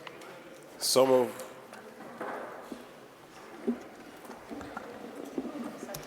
Is there a second? Second. Thank you. Motion by Councilor Montigny, second by Councilor Steves. Ms. Dean, would you explain everything that's going on? I left with you in the middle of the meeting some updates. We were able to secure an alternate to change order 3 through JAM, should you want to pursue a cheaper solution. And so you have before you a request on the agenda to approve change order number 3, but I also provided within this email an alternate motion, should you want to go with the cheaper solution. And if you would like, Casey Lee, as BSC Group's project manager for the Capilla Park McCann Fields project, could speak to why option 1 versus option 2, maybe just to give the pros and cons. Sound good? Okay. Just 1 second, Mr. Manager. No, I just wanted to point out that we did speak of Ms. Dean, Casey Lee. We had telephone calls, and we also did check with our own internal DPW. We did have Mr. Harding go out with Butch Jackson, look at the situation, see if we could do any of this in-house. So we did look at a lot of alternatives, just so you're aware. We didn't have the equipment to do this. It would require special saw cutting and a few other things. So then the option number 2 that you have here, Ms. Dean asked if she could go out and look for some quotes. I said yes, just so that we could have some options for you folks. So we did try and find the most economic way to try and address this. Thank you for the clarification. Very good. Thank you. Hello, Casey Lee Bastian, landscape architect with BSC Group, managing for the project. What we looked at when we found some damage to the pavement that had been hidden by old structures, we got the proposal from JAM Corp, who have their skate park concrete forming sub on site right now. Tomorrow they'll be finishing up their work, and they can either include the area between the 2 ramps by removing the entire piece, running continuous rebar through these and troweling them out as one large ramp, which would be sort of a top quality skate ramp portion, but the original design is utilizing the existing asphalt surfaces where we have individual ramp pieces and they come to flush grade with the pavement. The reduced cost alternative is to do 5,000 PSI concrete reinforced and pinned in place so that we have the equivalent solution to what was originally proposed at a lower price. That's all. And so could you maybe speak to what's the difference between the pinned solution Come, versus the come to the mic. Come to the mic. Peg is asking if we can speak to the difference between the pinned installation versus the contiguous. Contiguous is a perfectly smooth connected ramp between the two, so it's one big piece of concrete. If we'd had a few $100,000 extra at the beginning of the project, yes, we would do the entire park in one contiguous pour of concrete, but as the sort of mid-grade condition, we're doing them all as individual pieces in the existing asphalt. Now, instead of an existing piece of asphalt between them, we'll have a piece of concrete. So, similar skating condition, but with greater longevity, and it replaces the area that has a crater to it and a bunch of gouges. And then just speak to the guarantee for the ramps down the bottom. So will it be a compromised guarantee? Is she a Don't remember whether they declared that there would be one. Okay, we weren't sure, we were talking on, Yeah, so just, sorry. sorry. You would- So pros and cons, obviously, we want you to make the most objective decision you can based on the facts. And so one of the discussions was, once, assuming you go with the cheaper one, DePietro comes in, puts down his concrete, anything he touches abutting the other work, they may not guarantee at that point. So we may lose jams guarantee on those two ramps in between or where the concrete is. And so is that a risk? But, in my opinion, these are, the concrete is durable for skating, BMX biking. This is not engineered for roads and bridges. And so my personal opinion is you go with the cheaper, and DePietro is very confident that he can do this work without touching the ramps. I don't know if there's something we could build into the contract, maybe an additional insurance somehow or something. I don't know. It's just thinking out loud. I'm not sure about that relationship, but there should be no compromise to your individual ramps from having fresh pavement between them as opposed to having the old pavement that they would have had in the first place. It's just not as perfect as having one big continuous pour. Council Steves, then Councilor Dow. So just to clarify if I understand what you're saying, so the ramps themselves are concrete, but the stuff in the middle is asphalt? That's correct. Okay. When it comes to the ramps themselves, if you can answer this question, it just occurred to me while you were saying that, it made me wonder if, are they being designed where they can actually like flex with the weather? So that when it comes to winter temperature changes and rain and that kind of stuff, it will enable them, I know you said it's not designed to be a road, but like for example, when you build bridges, you set it up in such a way so that it can actually shift a little bit with the temperature so that it doesn't crack. Is that being These designed for that? are reinforced forms, so they can expand with temperature uniformly within their own space. And between the flat work pour and the vertical work pour, there would be expansion joints. Okay.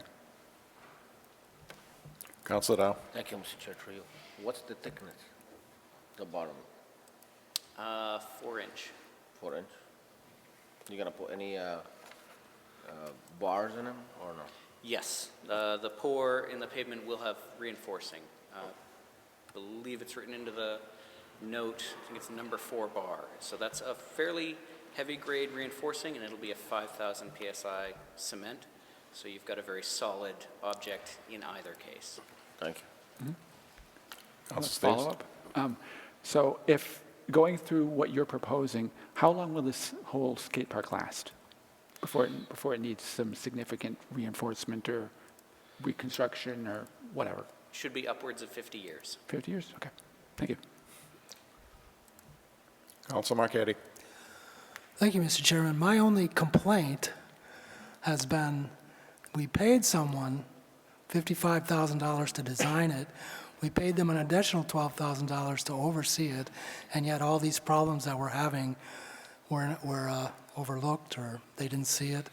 I understand at the last meeting, Councilor Lazo speaking about sometimes you're digging down in the ground, you don't see something, but he's talking about some deep trenches here. This was just underneath some plywood platforms. Could have easily looked underneath there, taken a look at what the problems were before we got to this point. But that's my only complaint about, we've hired a lot of engineering companies in this town. They always come here, and the next thing you know, we got change order after change order after change order, and I just get a little tired of it. That's all. Thank you. Very good. Councilor Dow. Thank you, Mr. Chair, through you. We're still in the budget, correct? We're still in the budget we approved. So I think you all know I'm incredibly excited about the extra budget that we have to be able to buy this large piece of equipment that we actually had a great time looking at, right, all of our office. So we've landed on this amazing spinning rope thing that will cost us just about what our available budget is. For every dollar we spend, I get concerned that we're going to lose some bigger piece of equipment. So I care dearly about the budget. We have the funds, but we have plans for those funds to improve the project. I know, but I mean... So yes, this is all within the existing budget. The If you'll reason why I'm recall- asking, because, Councilor Marquardt concerned regarding change of orders of any other extra costs. So whatever we're doing, we're still in the budget we approve already. So we're just doing a little bit extra better job for the kid to enjoy the park, correct? We're within budget. Yes, this is all within the existing budget. I respect the opinion about, change orders. These are unforeseen site conditions. The proposition of lifting up those wood structures, as Lazo said, the second you touch something, you take liability, so people wouldn't conceivably go to a site and lift up the structures to see what's underneath. Unfortunately, these are parts of construction. I hate it as much as you do. Obviously, again, I'm vying for these other parts of the project, but yes, we have the funds. Thank you. You're welcome. Anyone else? We have a motion and a second, as stated in the agenda. Very good. All those in favor? Opposed? Motion passes 6-1 with Councilor Marquetti disagreeing. Time. So, did the town council just approve the existing agenda or the alternate agenda? They wanted the existing agenda item with Jam Corporation. Okay.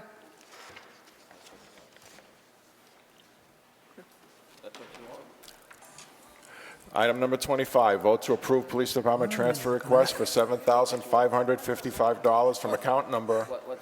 Excuse me, Chair. Yep. My recommendation was to take the alternate agenda. No one made a motion to amend. Yeah. That's what I asked. No one made a motion to amend. Yeah, I prefer you save the $5,000. Well, someone who voted in the affirmative can rescind it. Yeah, I just, I'll move to reconsider. Second. Very good. We have a motion and a second to review. All those in favor? Those against? 4-3, we review. Who wants to speak to the item? The agenda has the change order for 9,000 plus. Right. Yes. In the meantime, we went out and pursued quotes. DePietri's willing to do the same work as explained, and it would be pinned in instead of a contiguous surface for $4,000. I recommend you go with DePietro for $4,000, and we save the extra money for the play equipment. That makes sense.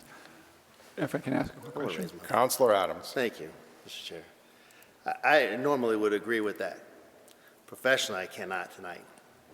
And I cannot because based on needs some elderly individuals that I reached out to Mr. DePietro, and no phone calls were returned. So I'm worried that if that's the case, when it comes to that, not even a phone call back saying I can't do it, I'm worried about what the town's going to go to. Thank you.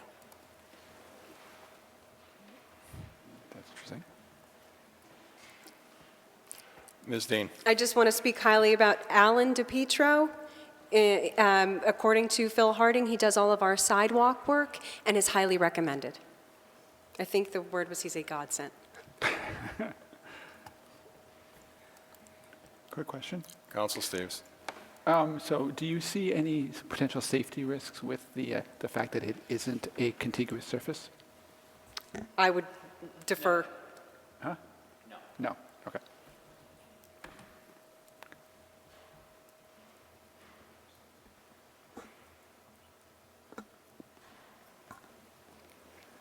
Anyone else? Councilor Rivas. So if we amend the motion to reflect the 4,000,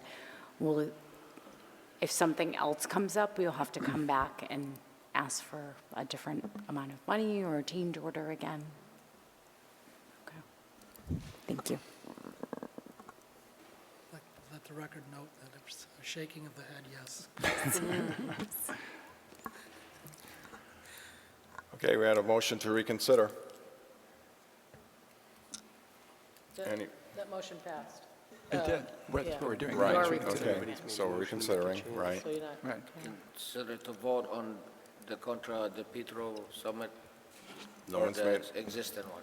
all we're doing is reconsidering the motion that was originally there, item number 24. We're reconsidering that. Make a motion to amend the motion to approve change order number 3. Would it be to DePietro or to Jam Corporation? It would be outside of your existing contract. It would be the motion in the email that I provided to you during the break. Approve accepting DePietro Masonry's that estimate one. for $4,000 and entering into a service agreement to address unexpected asphalt damage on the north end of the skate park, funded by the park grant, and allow the town manager to sign any related paperwork. So moved. Second. We have a motion and a second to amend the previous motion by inserting the new motion as stated on the memo from Peg Dean. Approve accepting DePietro Masonry's estimate for $4,000 and entering into a service agreement to address unexpected asphalt damage on the north end of the skate park, funded by the Parkland Acquisitions and Renovations for Communities Park Grant, and allow the town manager to sign any related paperwork. That's the motion that's now on the floor. Yes. Right. Okay. Everyone clear on that? Any further discussion? All those in favor of the amended motion, raise your hands. Those against? Motion fails 3-4. Okay, thank you. Welcome. Point of order, does that mean that we currently have no motion on the floor, or does the original vote stand? The original vote stands. Okay. I'm not sure about that. I don't know. It was just reconsidered. I don't know Robert's rules very well myself. Okay. Yep. Okay, item number 25, vote to approve Police Department transfer request for $7,555 from account number 001210-511000, salary and wages, to account number 001210-530000, specialized services, to cover the additional cost of the expenses the town of Oxford is charging for the use of their animal kennel for the remainder of the fiscal year, and entertain a motion to recommend town council approve the transfer. So moved. Second. A motion by Councilor Montigny, seconded by Councilor Steves. Councilor Montigny. Thank you. This was recommended with a favorable recommendation from PPP. Any discussion? Very good. All those in favor? Opposed? Unanimous of all present. Item number 26, vote to approve payment of a prior year invoice to the town of Oxford kennel fees for the period January 1, 22 to 6/30, June 30, 22, in the amount of $2,093 from account number 001210-530000, specialized services, and entertain a motion to recommend town council approve the transfer. It's a 2/3 vote by roll call. So moved. Second. Motion by Councilor Montigny, second by Councilor Steves. Councilor Lazo. I'm sorry, Councilman Tigney. Yeah, this was also favorably recommended to council. I've got Lazo written down. That's okay, it's a good mistake. Councilman Marquetti. Thank you, Mr. Chairman, through you. I would like the chief to fill us in on when this kennel is going to be built. I mean, this has been going on a long time. I think the last I looked, you had something like $500,000 set aside for the kennel. Good evening again, Mr. Chair, and again, I'm the police chief, not the local building construction guy, but here I am again. Somehow this kennel got attached to me, that's okay. The good thing is, what I will say is we have the interim DPW director now, Butch Jackson, who I know very well, worked with him in various capacities over the years. He now, for the first time, the plans for this project are in his hands, and it's on him, and we talked today about it going out to bid. So he's now reviewing it, making sure all the I's are dotted, T's are crossed, and we'll be pushing this out to bid in the very near future. All right, thank you. This is the first time I can say that confidently, because now it is not in the engineer's hands. It's in a town employee's hands, and I feel much better about it. That's good. All right, thank you. That's good. Anyone else? Council Steves. Yeah, specific to this bill, this particular kennel bill. So how much do you figure we'll end up needing to pay Oxford to do our kennel services until this project gets done?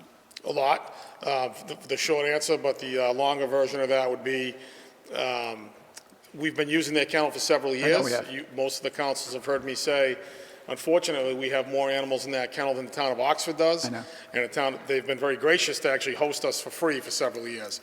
And it's only until recently that they started charging us. So I would say we've got enough with this transfer, if it's approved tonight, to get us through the fiscal year, June 30th.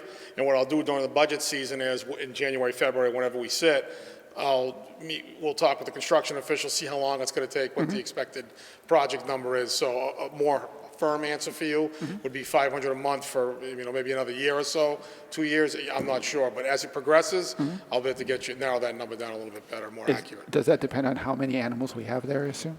Or, No, it doesn't. no. If I could, through you, Mr. Chair, that would be a flat $500 a month fee. That I don't anticipate them increasing at all. I'm hoping to be out of there as quickly as possible. Yeah, me too. Was there a particular reason why they decided to start charging us? Yes, because it was costing them a tremendous amount of money in overtime to pay their employee, their animal control officer, to go out in the middle of the night, in the afternoon, and weekends and feed our animals. That makes sense. That's kind of what I thought. Thank you. Anyone else? Very good. Roll call vote, please. Chair Daniel? Yes. Vice Chair Adams? Yes. Councilor Dow? Yes. Councilor Lazo? Excuse. Oh, I'm sorry, yep. Councilor Marquetti? Yes. Councilor Montigny? Yes. Councilor Rivas? Yes. And Councilor Steves? Yes. Motion passes 7-0. Thank you. Thank you, Chief. Item number 27, vote to approve the awarding of the Cohasset Pump Upgrade Project contract to Dancris Builders Corporation in the amount of $233,100 paid from the water project account number 63710 fiscal year 16 Cohasset water pump replacement, and authorize the town manager to sign all related documents. So move. Second. Motion by Councilor Dow, second by Councilor Montigny. Councilor Marquetti. Thank you, Mr. Chairman. This was approved at the subcommittee level, 4-0 to come up to council. Thank you. Thank you. Any discussion? Very good. All those in favor? Opposed? Unanimous of all present. Item number 28, vote to approve the transfer request for $138,338.16 from fund number 0845, water stabilization, to project number 63710, fiscal year 16, Cohasset water pump replacement, to fund the Cohasset water pump replacement project. So move. Second. Ms. Harnoy, can we have a definite number there? It's on 330, 16. Yes, the correct number is 138,338.16. And that agrees to the transfer request form. All right, so there's an extra 3.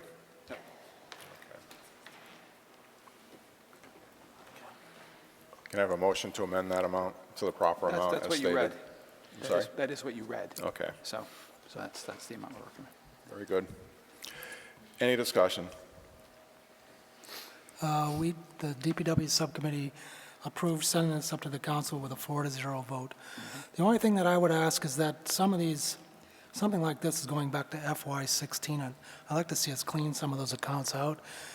You know, I don't know what took so long for this to get fixed, and there's quite a few other capital items in there from FY16, so I just would like us to see us use them or clean them out. Thank you. Thank you, Councilman Marquetti. Council Steves. I guess through you to Karen. So how much is it actually in the account that this is going into? If this was a project from fiscal 16, it's going, and this money is going into that account, how much is in that account, in the fiscal 16 account now? Is there any more in that account besides the money we just approved a few minutes ago? I do not believe so. That's why we had to do the transfer in order to fund the contract that was voted in agenda item 27. So this amount will actually, whatever's in the account now will equal the fund we just approved? Yes, correct. Is there any extra for contingency or anything like that that we might need? I do not believe so. Steve, I don't think there is any. No, there is no contingency, no extra. Okay. Council Marquetti. I think what happened was that we also had to pay Ty and Bond Engineering on the project, so that's what ate up some of the funds. Thank you. Anyone else? Very good. Roll call, please. Chair Daniel? Yes. Vice Chair Adams? Yes. Councilor Dow? Yes. Councilor Marquetti? Yes. Councilor Montigny? Yes. Councilor Rivas? Yes. And Councilor Steves? Yes. Council Marquetti, did you vote no? Did you vote? I voted yes. You voted yes? Yeah. Thank you. That's 7-0. Motion passes.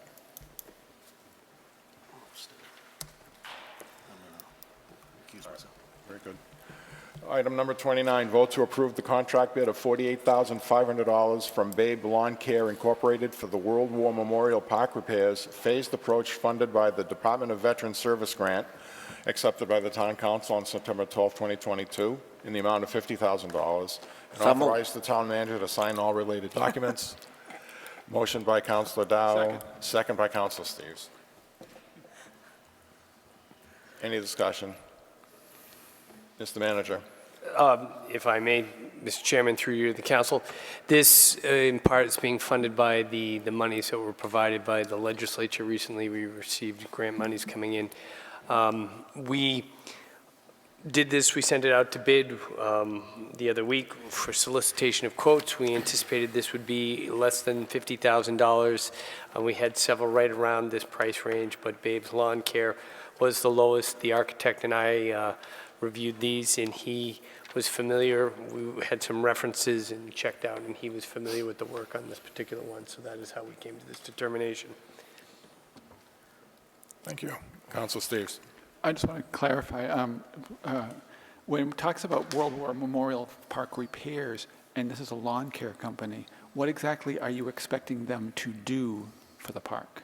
I'm assuming that they're not, I mean, how much of the stonework are they going to be able to do besides just grass and planting and that kind of stuff? Through you, Chairman Daniel, to Councilor Steves, this is really to replace the semicircular walkway across the way, and it's going to be stamped concrete, and this company specializes in, and actually one of their references was they did Teddy G's, their stamped concrete out in the back, and the architect was familiar with that project, and so we were really looking with someone who had some of that experience. So. Okay, thank you. All set. Anyone else? Excuse me, Chair Daniel, did Councilor Adams recuse himself or just step out? He's recusing himself. Thank you. Anyone else? Very good. All those in favor? Opposed? Unanimous of all present. That's a 6-0 vote. Councilor Adams recused. We'll get him. Item number 30, vote to approve transfer request for $4,847.05 from account number 001-499-511000 salaries to account number 001-499-518300 license stipends to pay additional stipends to DPW union and authorize the town manager to sign related documents. So moved. Second. Motion by Councilor Dow, second by Councilor Steves. Councilor Marquetti. Thank you, Mr. Chairman. Through you, this was approved at the DPW subcommittee meeting by a 4-0 vote. Thank you. Any discussion?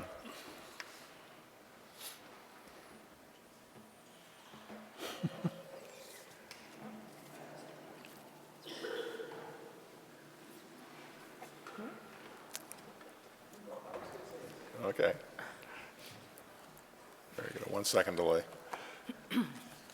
Very well. All those in favor? Yes. Opposed?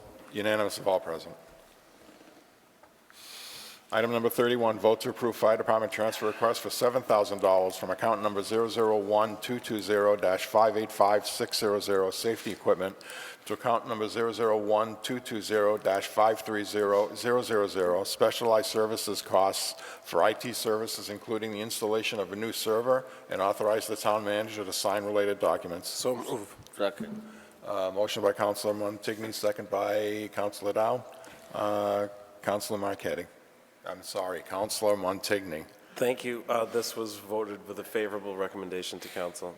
Thank you, Councilor Montigny. Any questions?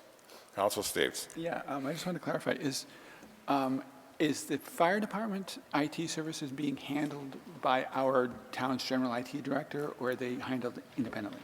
Mr. Manager.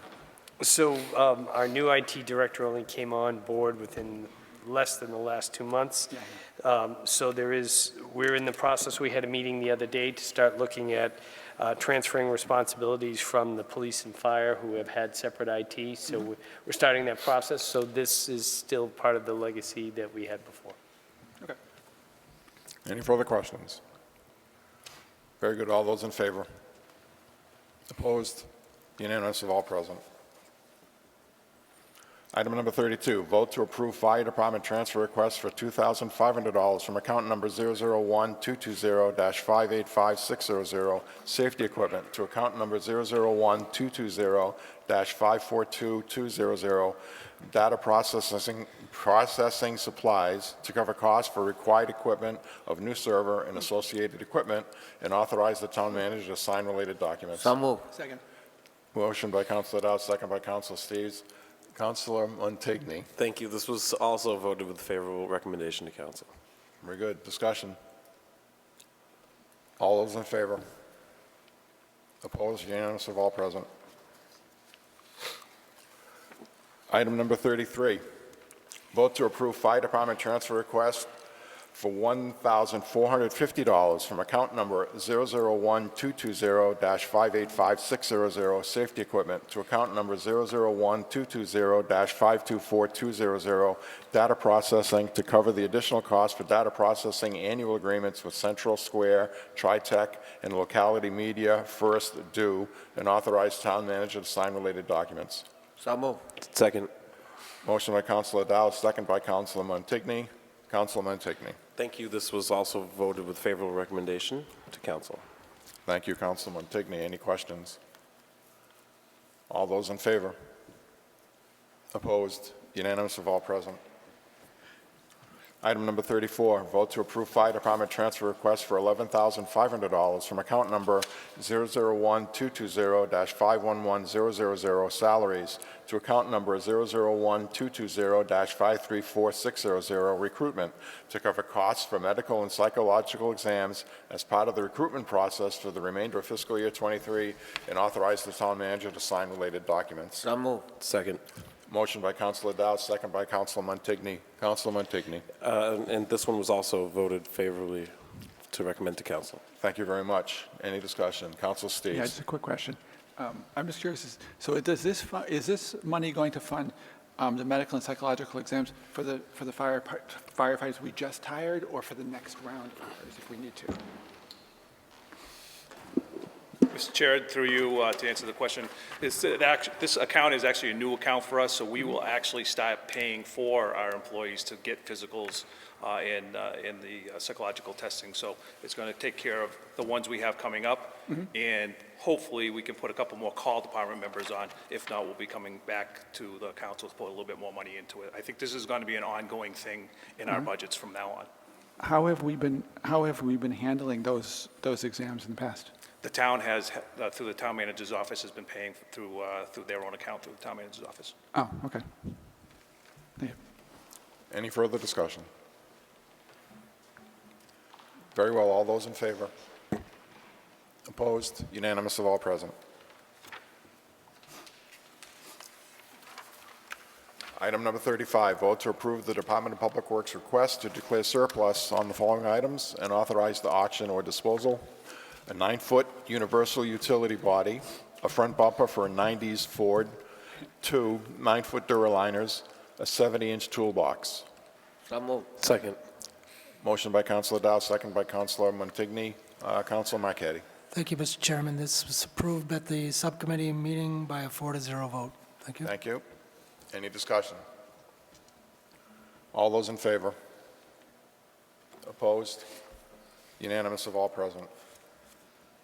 Item number 36, vote to approve the fire department's request to declare a surplus on the following items and authorize auction or disposal: a 1953 Jeep, a 1971 Chevrolet Custom 20 pickup with custom body, 20 50-foot lengths of 2-inch hose requested for use by the water department, 1 laptop, 1 server, and 4 desktop towers, hard drives removed, 3 power saws with failed engines, 1990 19991, 951, 19981, 5,000 PSI hydraulic rescue tool, hydraulic spreader, hydraulic cutter, hydraulic combi tool, 3 hydraulic rams. So moved. Second. Motion by Councilor Dow, second by Councilor Montigny. Councilor Montigny. Thank you. This was a favorable recommendation. Very good. Any discussion? Councilor Montigny.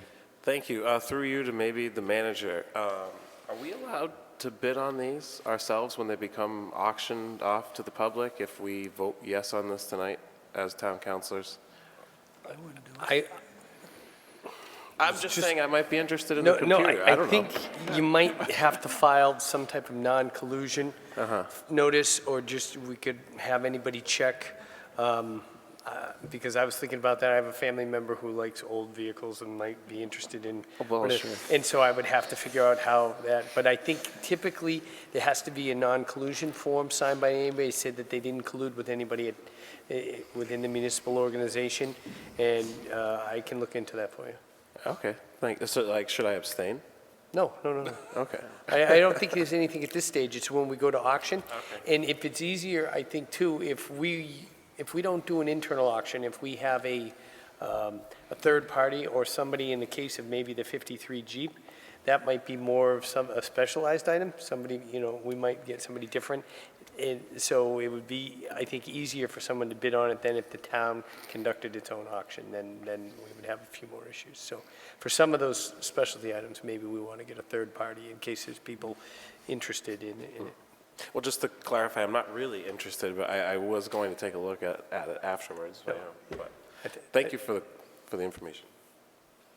Chief Norman, you wish to say something? So obviously, this has a lot of perked ears opening up. The 53 Jeep is quite a nice vehicle, but it's not operable right now. But we've done this in the past. We had some insurance claims that came back to the town for a particular vehicle, and then we had a reimbursement of some medical equipment that came back. It's totally up to you guys to have a little discussion on it, but I'm wondering if that, for the cost of the next fire truck that's coming up, that's rounding about $800,000, so that the town doesn't get hit, can we take these funds and put them to the side from whatever we collect from this surplus? I don't know. We did it before with the fire inspector's car about 3 years ago. This may be a different circumstance, but I don't know if you want to have further discussion on it. Just so it will take the burden off. If we collect $30,000 for all these 2 vehicles, I'm not so sure it's going to be that much, but totally up to you guys. Councilor Adams. Thank you, Mr. Chair. It's not a bad idea, Chief, but I think it should go through subcommittee with that recommendation, maybe put on the next agenda item, or for do motion at the next meeting. Totally how you want to do it. I can bring it back, but she's saying no. According to Ms. Harnois, she says we can't do that, so go with the motion. Get rid of the trucks. Very good. Thank you. Chief, how old is that rescue tool? How old is that rescue tool? The rescue tool is 94. I was going to say 92, but 94. All right, that's not. So they're not certified. All right, that's not the one that the Witcher Memorial Chapter donated years ago, is it? No, those were from the 70s. This was the set that replaced replace that. That's in I see. 1994. Okay. Good memory. I was there. Anyone else? Very good. All those in favor? Opposed? Unanimous of all present. Item number 37, report from Councilor Ryan on subcommittee rules and regulations, discuss and take any action thereof. She's not here right now. May I have a motion to postpone? Motion postponed to the next meeting. Second. Thank you. Motion by Councilor Adams, seconded by Councilor Rivas to postpone. All those in favor? Opposed? Unanimous of all present. Postpone to the next meeting. Item number 38, Council's Forum. Councilor Dow. Nothing at that time, thank you. Thank you very much. Councilor Steves. I just wanted to remind everybody that this Saturday at 6 p.m. is the Holiday Visions Christmas Gala, parade, tree lighting, so forth at the town hall, down at the common. Start with the parade starting at the parking lot of the hotel conference center. So come on, hang out. It should be weather-wise. It's supposed to be relatively nice. It probably won't be any snow. It will definitely not look much like Christmas, but we can have fun anyway. And that's all I had. Very good. Thank you. Councilor Rivas. I have two things. Just a reminder for Saturday, November 26th, the holiday sale at the Ruth Wells Center for the Arts from 10 to 4 p.m. Get your holiday shopping in.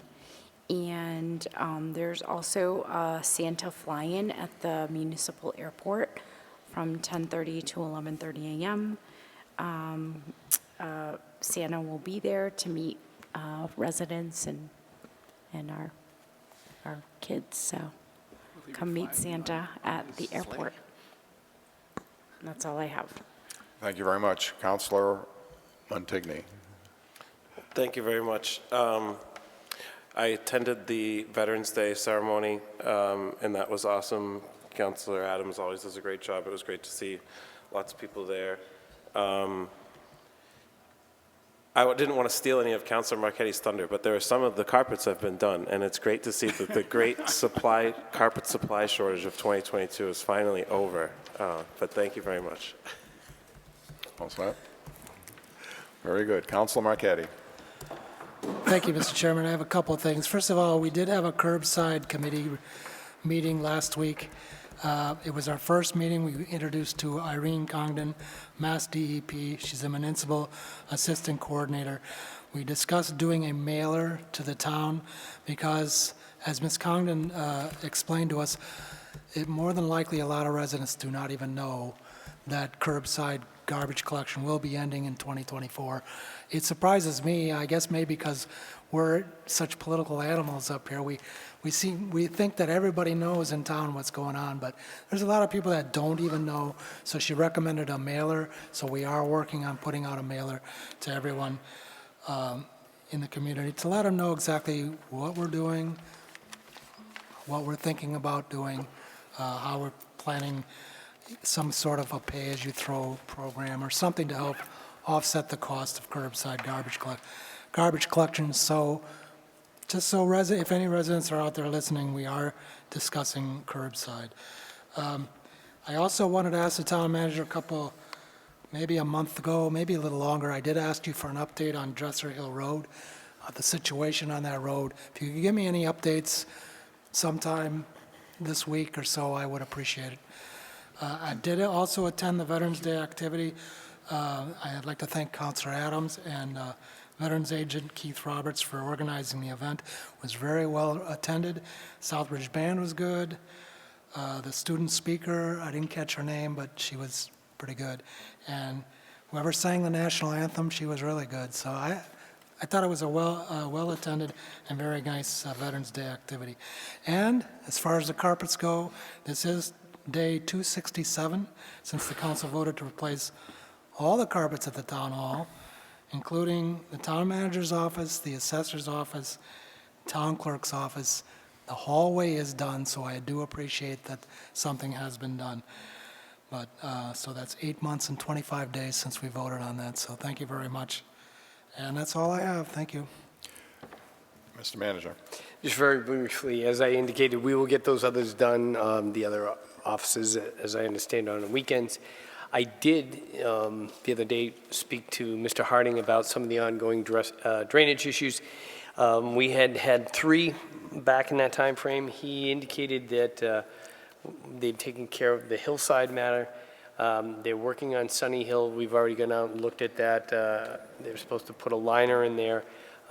He was not as familiar with Dresser Hill, but he said he will get to look at that with our new interim DPW director. So I did ask them to look at it. And Mr. Harding, again, as you all know, has been doing a yeoman's work lately, running around trying to get a lot of these things accomplished. So I have nothing but faith in the fact that he'll get back to me with some information.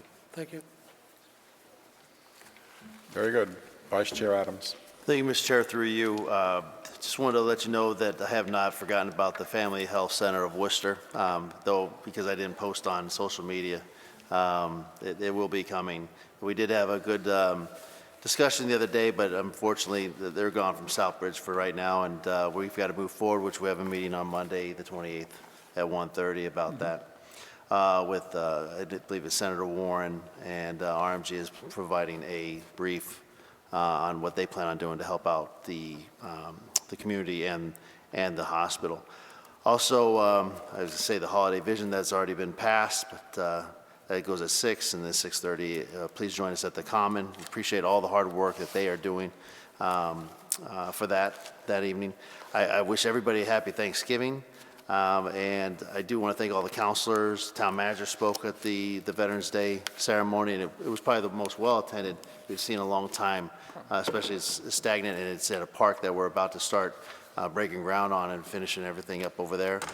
As far as ARPA funds, which I forgot to state, we have about, after the approval of the town council, we have about $1.3 million left. That's 27% of the original $5 million budget that we received. And so our next meeting will be December 13th at 4 p.m. It's tentative until I get it on an agenda. And that's all I've got. Discussion of the next meeting, agenda item number 39, Monday, December 5th, 2022, at 7 p.m. here in the dais. Thank you, Vice Chair Adams. Item number 40, vote to enter executive session pursuant to Mass General Law, Chapter 38, Section 21-2, to conduct strategy sessions in preparation for negotiations with non-union personnel or to conduct collective bargaining sessions or contract negotiations with non-union personnel. So moved. Second. So moved by Councilor Dow, seconded by Councilor Steves. Roll call vote, please. Chair Daniel? Yes. Sorry. Vice Chair Adams? Yes. Councilor Dow? Yes. Councilor Marquetti? Yes. Councilor Montigny? Yes. Councilor Rivas? Yes. And Councilor Steves? Yes. We're going into executive session. Council will adjourn from executive session and will not return to open session. We will not return to open session. Thank you, folks. Have a good evening.